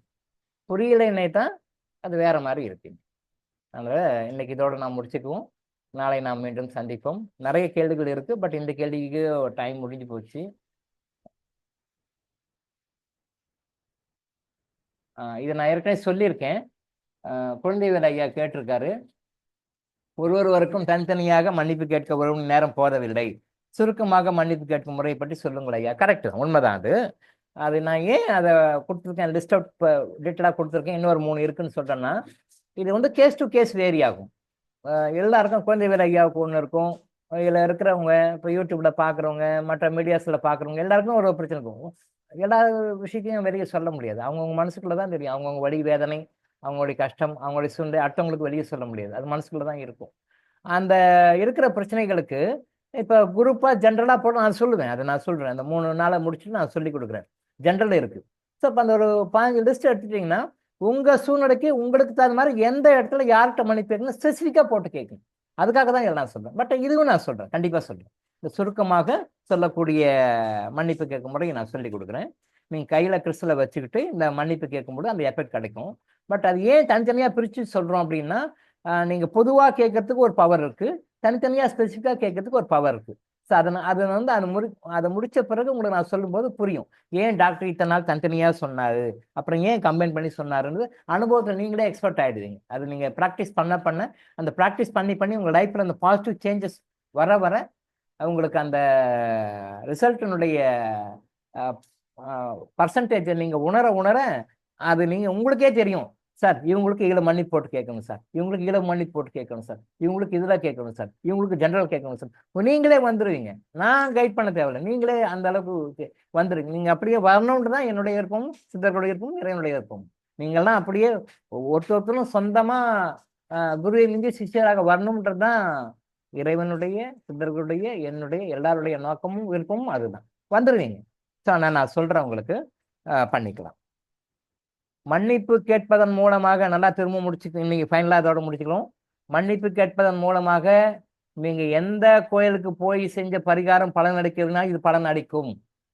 லட்சக்கணக்கில் செலவு பண்ணிக்கிறேன் சார், கோடிக்கணக்கில் செலவு பண்ணிக்க பலன் கிடைக்கவில்லை. எவ்வளோ பரிகாரம் பண்ணியிருக்கேன் சார், பலன் கிடைக்கவில்லை. திரும்பவும் சொல்கிறேன், காஷ்மீர்லேருந்து கன்னியாகுமரி வரைக்கும் எல்லா கோயிலுக்கும் போயிட்டு வந்துட்டேன் சார். என்னென்ன ஜோசி சொன்னாரும் செஞ்சேன் சார், எதுவுமே பலன் அளிக்கவில்லை. இது பலன் அளிக்கும், இது பலன் அளிக்கும். நீங்க யாருக்கிட்ட எங்க எந்த மாதிரியான ஒரு கர்மாவை கிரியேட் பண்ணிருக்கீங்களோ அவங்கள கரெக்டா கண்டுபிடிச்சு நீங்க அவங்ககிட்ட மன்னிப்பு கேட்டு பாருங்க, உங்களுக்கு ரிசல்ட் வருதா இல்லையா நான் சேலஞ்ச் பண்ணி சொல்றேன், கண்டிப்பா ரிசல்ட் வரும். ஏன்னா அதுதான் பிளாக் பண்ணுது. நம்ம சுற்றி இருக்கின்ற மனிதர்கள் மூலமாக தான் நம்ம கர்ம எனர்ஜி வேலை செய்யும், நல்லதும் சரி கெட்டதும் சரி. நம்ம சுற்றி இருக்கின்ற நம்மளுடைய உறவுகள், நம்ம பழகிறவங்க, நம்ம கண்ணில் யாரெல்லாம் பார்க்குறோமோ, நம்ம நாலேஜில் யாரெல்லாம் இருக்கிறாங்களோ அவங்களுடைய மூலமாகத்தான், அவங்களுடைய பங்கின் மூலமாக தான் நம்முடைய நல்ல கர்மாவும் வேலை செய்யும், கெட்ட கர்மாவும் வேலை செய்யும். அப்போ இவங்கிட்ட எல்லாம் பிளாக் பண்ணக்கூடிய அந்த நெகட்டிவ் கர்மா என்னன்னு சொல்லி கரெக்டா யார் மூலமா உங்களுக்கு இந்த நெகட்டிவ் எனர்ஜி வருது, அது சில பேருக்கு ஓப்பனா சொல்லலாம், சில பேருக்கு ஓப்பனா சொல்ல முடியாது. எல்லாமே ஓப்பனா சொல்ல முடியாது. அதனால அது மறைமுகமா இந்த நேரத்தை கேட்டுக்கோங்க நம்ம சொல்றோம், அவ்வளவுதான். இந்த நேரத்தை கேட்டுக்கோங்க, இந்த நேரத்தை கேட்டுக்கோங்க அப்படின்னு சொல்றோம், அவ்வளவுதான். பட் நீங்க அந்த ஸ்பெசிஃபிக்கா நீங்க பண்ணும் பொழுது கரெக்டா உங்க ப்ராப்ளம் சொல்யூஷன் ஆட்டோமேட்டிக்கா ரிலீவ் ஆகும். நீங்க அவ்வளோ அருமையா ரிசல்ட் நீங்க எதிர்பார்த்துக்கவே மாட்டீங்க. அதுல இன்னொரு விஷயம் என்னன்னா, நிறைய பேர் அனுபவத்தை சொன்னது, நான் வந்து ஸ்பெசிஃபிக்கா இந்நேரம் போட்டு மன்னிப்பு கேட்டேன் சார், இந்நேரம் போட்டு மன்னிப்பு கேட்டேன் சார். ஆசந்தி சார் சொன்னாரு, சார் ஒருத்தர் வந்து மலேசியால ஒரு சகோதரர் வந்து 300 பேர் எழுதி வச்சிருக்காங்க சார் சொன்னாரு. சரியானது, தப்பு இல்லை, கரெக்ட் கரெக்ட். 300 பேர் எழுதி வச்சிருக்காங்க சார். உண்மையிலேயே வாழ்க்கையில இத்தனை பேருக்கு அந்த நெகட்டிவ் எனர்ஜி அவர்கிட்ட வருது அப்படின்றத உணர ஆரம்பித்து இருக்கிறார். உண்மை அது. 300 பேர்கிட்ட இருந்து எனர்ஜி வருது, அந்த 300 பேர் அது மைண்ட வந்திருக்கு, அதை நோட் பண்ணியிருக்காரு. எப்போ ஒரே நாள்ல 300 பேருக்கும் கேட்க முடியாது, அது கேட்குற டெக்னிக் இருக்கு, நான் சொல்லி கொடுக்குறேன். ஒரே நாளில் 300 பேர்ட்டையும் கேட்கலாம், அது சொல்லி கொடுக்குறேன். அது ஸ்பெசிஃபிக்காக இன்னார்கிட்ட கேட்கலாம், டைம் கிடைக்கும் போது. இல்லை ஒரு நாளைக்கு இவர்கிட்ட, ஒரு நாளைக்கு இவர்கிட்ட, ஒரு நாளைக்கு இவர்கிட்ட, இல்லை ஸ்பெசிஃபிக்காக இவர்கிட்ட, அது மாதிரி கேட்குற முறை நான் சொல்லி கொடுக்குறேன். பட் அந்த மாதிரி கேட்கும் பொழுது அந்த 300 பேர்கள்கிட்ட இருந்தும் இவர் உடம்புல டிஎன்ஏ போய் உட்கார்ந்துட்டு இருக்கு இல்லையா, அது ஆட்டோமேட்டிக்காக கிளியர் ஆகும். அது ஆட்டோமேட்டிக்காக கிளியர் ஆக நல்லது நடக்கும், கெட்டது போகும், கெட்டது போகும், நல்லது நடக்கும்.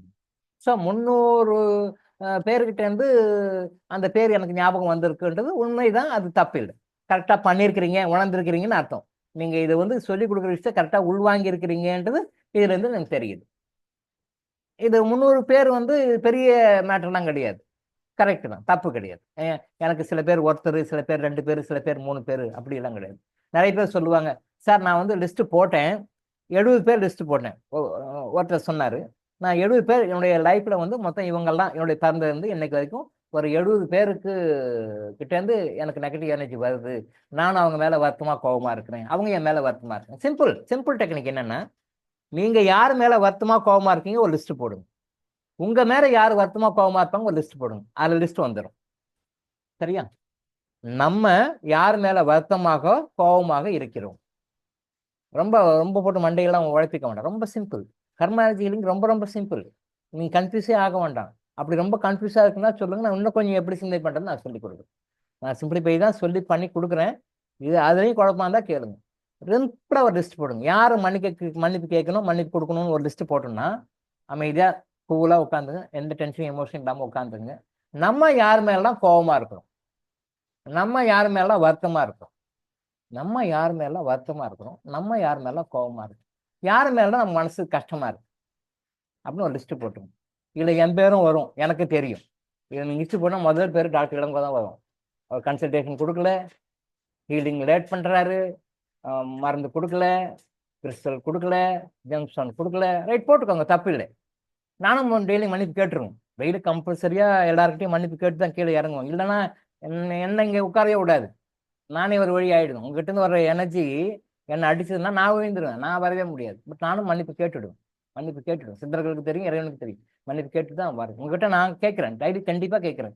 யாருக்கெல்லாம் நான் இன்னும் சர்வீஸ் பண்ணுறது பெண்டிங் இருக்கோ, யாருக்கெல்லாம் நான் பேசலையோ, யாருக்கெல்லாம் கிறிஸ்டல் கொடுக்கணுமோ, யாருக்கெல்லாம் ஸ்டோன்ஸ் கொடுக்கணுமோ, யாருக்கெல்லாம் மருந்து கொடுக்கணுமோ, யாருக்கெல்லாம் நான் பேசாமல் கூட இருக்கணுமோ, எல்லாருக்கிட்டையும் நான் மன்னிப்பு கேட்டு தான் வருவேன், கம்பல்சரியாக கேட்பேன், டெய்லி கேட்பேன். அப்போ இந்த லிஸ்ட்டு போட்டிங்க அப்படின்னா முதல்ல யார் மேலாம் வருத்தம் இருக்குது, கோபம் இருக்குது, ஆத்திரம் இருக்குது, லிஸ்ட்டு போட்டுக்கோங்க. அதே மாதிரி இன்னொரு லிஸ்ட் எடுத்துக்கோங்க, நம்ம மேலே யாரெல்லாம் கோபமாக இருக்கிறாங்க, நம்ம மேல யாரெல்லாம் ஆத்திரமா இருக்காங்க, நம்ம மேல யாரெல்லாம் வருத்தமா இருக்காங்க, நம்ம மேல யாரெல்லாம் டென்ஷன் எமோஷன், ஒரு லிஸ்ட் போடுங்க. இவங்ககிட்ட மன்னிப்பு கேளுங்க, மன்னிப்பு கொடுங்க, மேட்ரு முடிஞ்சு போச்சு. சிம்பிள். ஈகோ பார்க்காதீங்க. நான் ஏன் கேட்கணும், நான் ஏன் பண்ணணும், நான் வந்து ஏன் கேட்கணும், நான் எல்லாம் தப்பு பண்ணலை, நான் ஏன் தப்பு பண்ணலை அப்படின்னு சொல்லிட்டுனா நீங்க அதெல்லாம் வந்து கேட்டிருக்காதீங்க. அது பழைய காரணங்கள் இருக்கு. ஒரு சகோதரி சொல்லியிருந்தாங்க, சகோதரரா சகோதரியான்னு தெரியல, கேட்டிருந்தாங்க. இந்த பிறவியில அது நான் விளக்கமா அந்த கேள்வி வரும்போது நான் ஆன்சர் பண்ணேன். இப்போ ஞாபகம் வந்தனால அது நான் உங்களுக்கு சொல்றேன். இதுல தானே வந்ததா?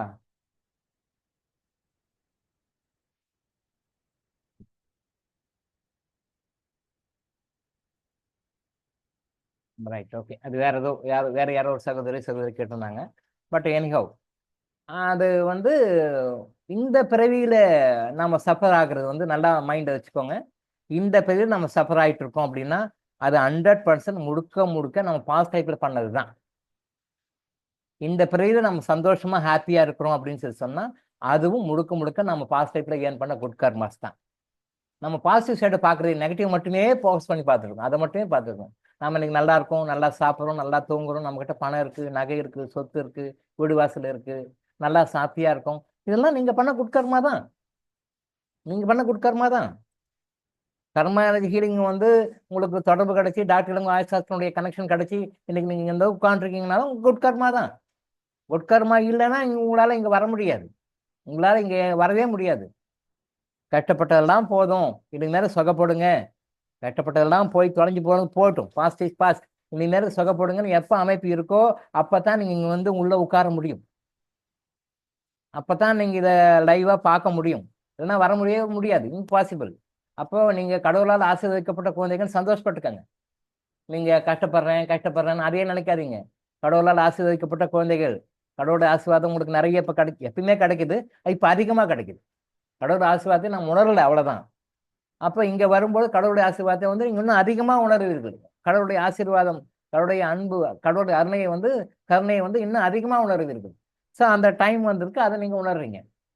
ஸோ அந்த பாஸ்ட் லைஃப் கர்மாஸ்ன்னு சொல்லி எடுக்கும் பொழுது படத்துல பண்ண கெட்டதுதான் இன்னைக்கு நம்ம வந்திருக்க ஒழிய நீங்க இன்னைக்கு பண்ணது இல்லை. இன்னைக்கு பண்ணது அடுத்த ஜென்மத்துக்கு தான். இன்னைக்கு நான் நல்லது பண்றேன் செய்யறேன் அப்படின்றது என்னன்னா அடுத்த ஜென்மத்துக்கு தான் பண்றீங்க, இந்த ஜென்மத்துக்கு இல்லை.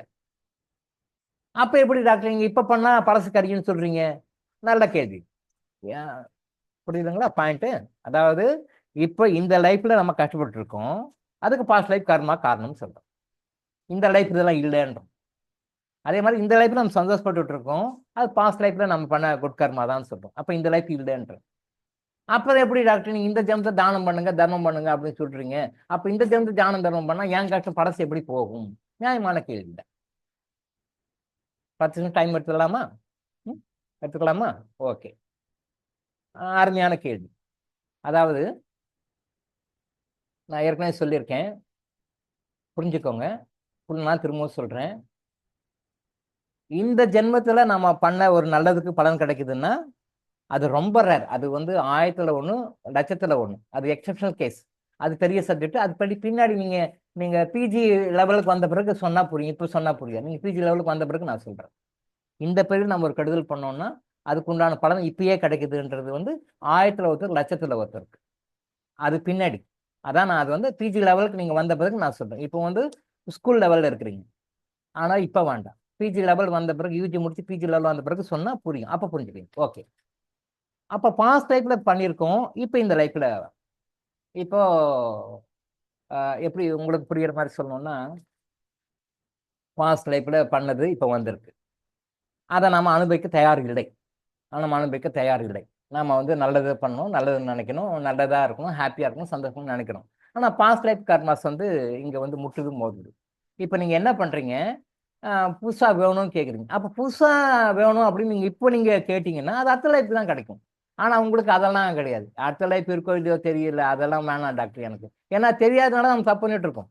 பின்னால ஒரு லைஃப் இருக்கு, இறந்ததுக்கு பிறகு ஒரு லைஃப் இருக்கு, நமக்கு பின்னாடி லைஃப்கள் இருக்கு, நமக்கு தெரியாதனால தான் தப்பு பண்ணிட்டு இருக்கோம். அது தெரிஞ்சு யாரும் தப்பு பண்ண மாட்டோம். அப்ப பின்னாடி வர்றது அப்புறம் பார்த்துக்கலாம் சார், அதெல்லாம் அப்புறம் பார்த்துக்கலாம், இப்ப சொல்லுங்க அப்படின்னு நீங்க கேட்குறீங்கன்னு கடவுளுக்கு தெரியாதா என்ன?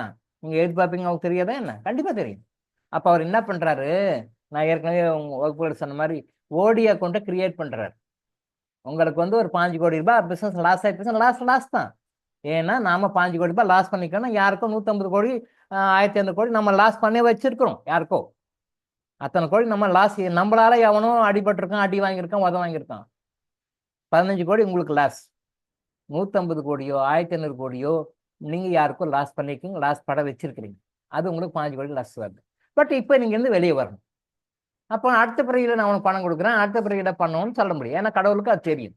அப்ப என்ன பண்றாரு, நீங்களே தான தர்மம் பண்ணுங்கன்றாரு. அப்ப தான தர்மம் நீங்க பண்ணும் பொழுது, சேரிட்டி பண்ணும் பொழுது ஒரு ஒரு குட் கர்மா கிரியேட் ஆகும். குட் கர்மா கிரியேட் ஆகும். குட் கர்மா கிரியேட் ஆகி இந்த குட் கர்மா அடுத்த லைஃப்க்கு தானே கொடுக்கணும்.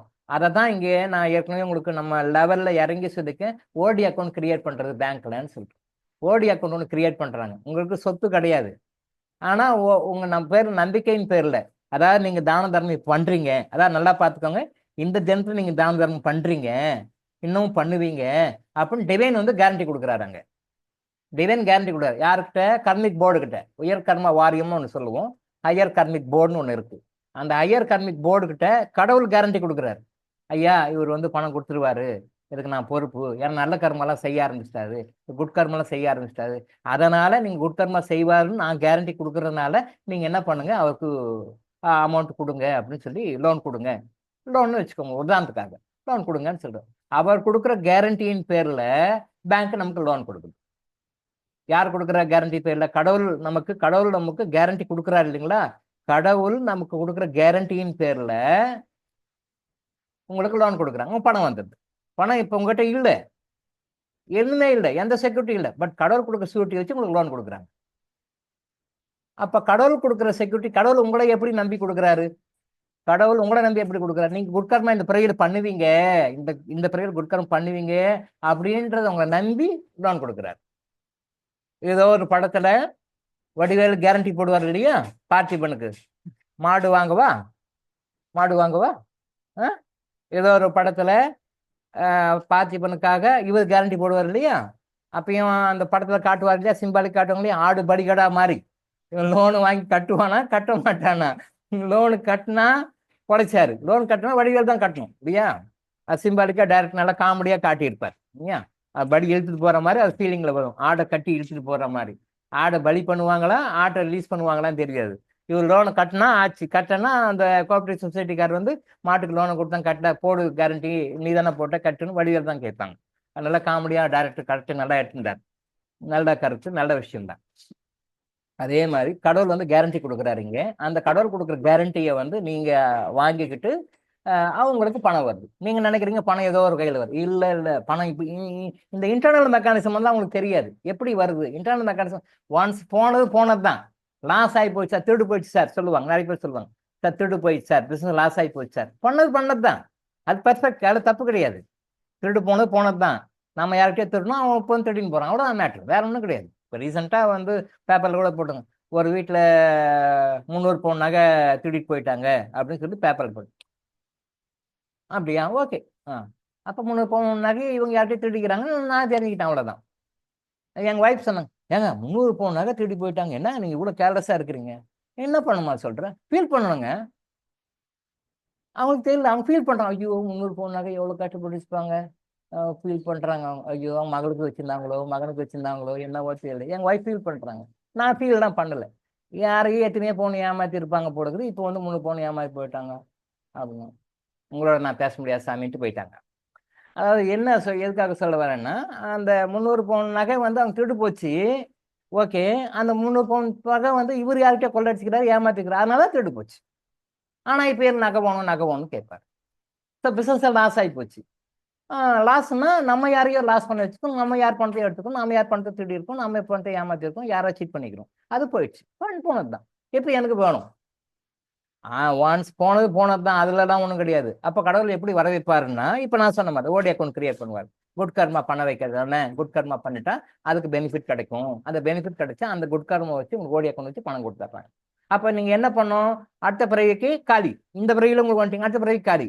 அப்போ அடுத்த பிறவிக்கு வேணும், இந்த பிறவிக்கு வேணுமா, நீங்க குட் கர்மா பண்ணணும். உங்ககிட்ட இருக்கிற ஒரே ஒரு சாய்ஸ் குட் கர்மா தான். நல்ல கர்மா செய்யணும். நல்ல கர்மா செய்ய உங்களுக்கு பெனிஃபிட் வந்துட்டே இருக்கும். அதான் விஷயம்.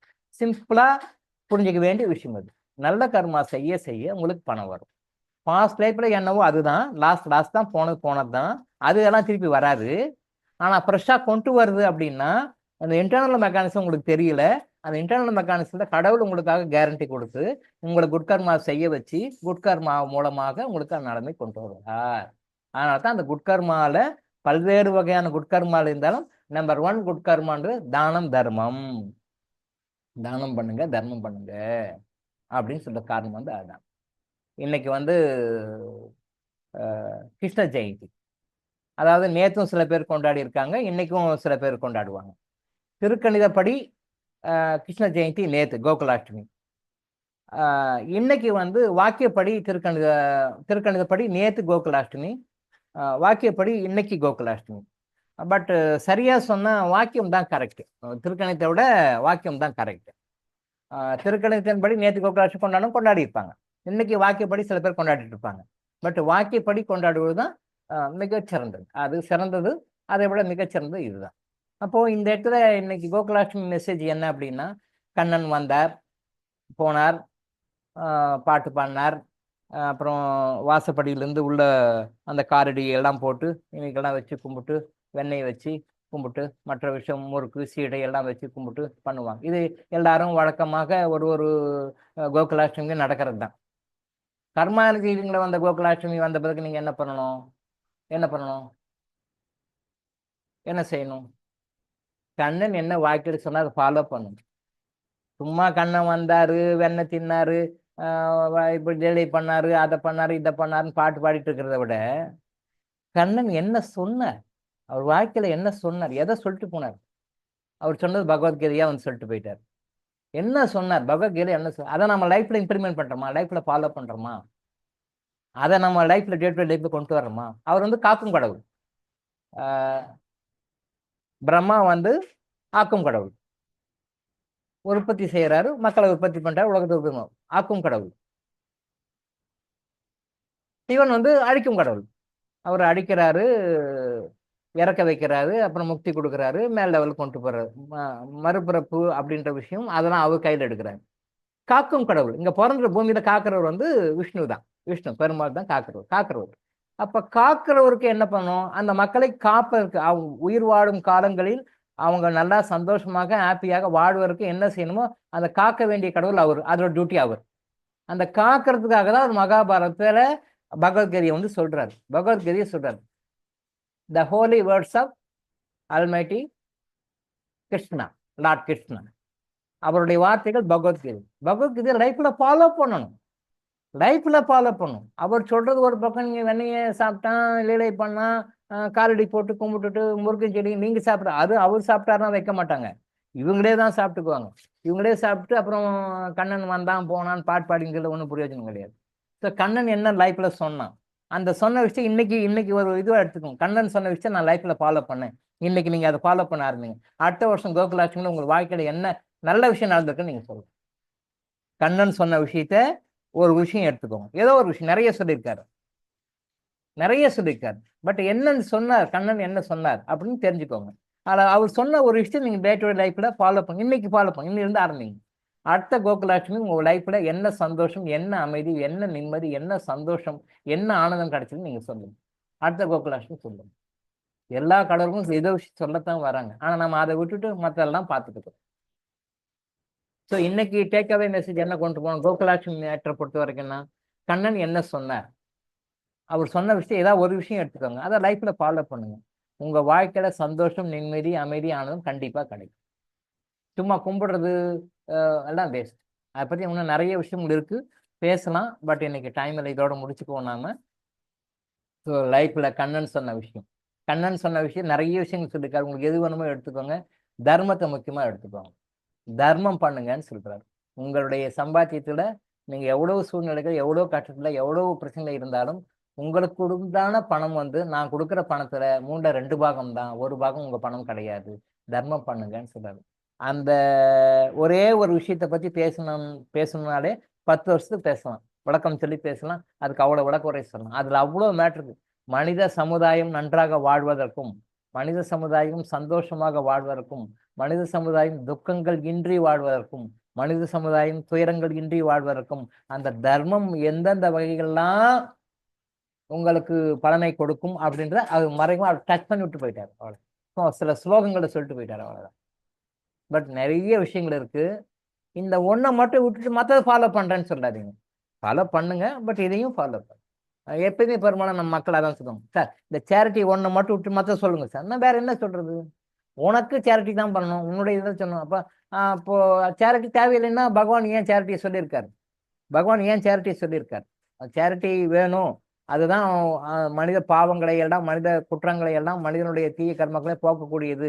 அது எல்லா டிபார்ட்மெண்ட்டுக்கும் பொதுவான ஒரு விஷயம். அது எல்லா இடங்களையும், எல்லா சுச்சுவேஷன்களையும், எல்லா இடங்களையும் செல்லுபடியாக கூடிய ஒரு காயின், அது செல்லுபடியாக கூடிய ஒரு கரன்சி. அது எல்லா இடங்களையும், எல்லா சூழ்நிலைகளும், எல்லா பிரச்சனைகளுக்கும், எல்லா கஷ்டங்களுக்கும், எல்லா துக்கங்களுக்கும், எல்லா துயரங்களுக்கும், மனிதனுடைய எல்லா வகையான துன்பங்களுக்கும் செல்லுபடியாக கூடிய ஒரே ஒரு செலாவணி, கரன்சின்னு சொல்லி சொன்னா தர்மம்.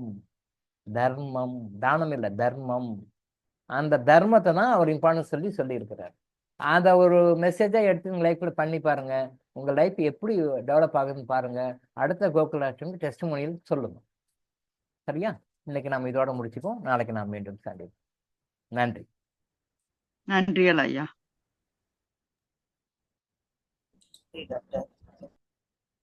நன்றிங்க ஐயா. நன்றிங்க மிக்க மகிழ்ச்சிங்க.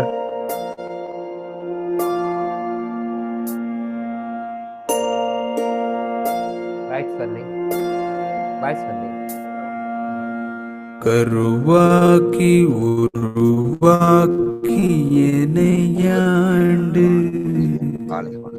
காத்தருளும் இறைவா நன்றி. எங்கும் நிறைந்தோனே, எல்லை இலாதானே, எங்கேயும் எப்போதும் என் குலம் காப்பவனே.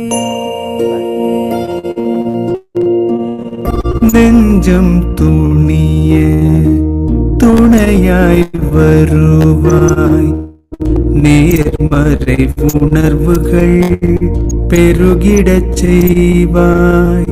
உடலில் உறுதியை பெரிதாய் தருவாய், உனை உணரும் அறிவை என்னுள்ளருள்வாய். சுற்றமனைத்தும் காப்பவனே, செய்தொழிலில் ஏற்றம் தருபவனே, எடுத்த செயலில் வெற்றி கொடு, என் ஆற்றல் பெருகிட அருளை கொடு.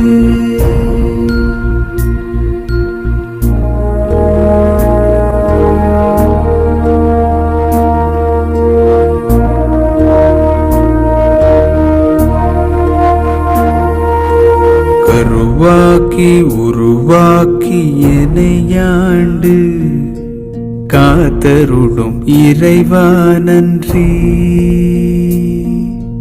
வல்லமை தந்து நீ வளர்ச்சி கொடு, அகத்திலும் புறத்திலும் மலர்ச்சி கொடு. வளர்ச்சி கொடு, மலர்ச்சி கொடு, வளர்ச்சி கொடு, மலர்ச்சி கொடு.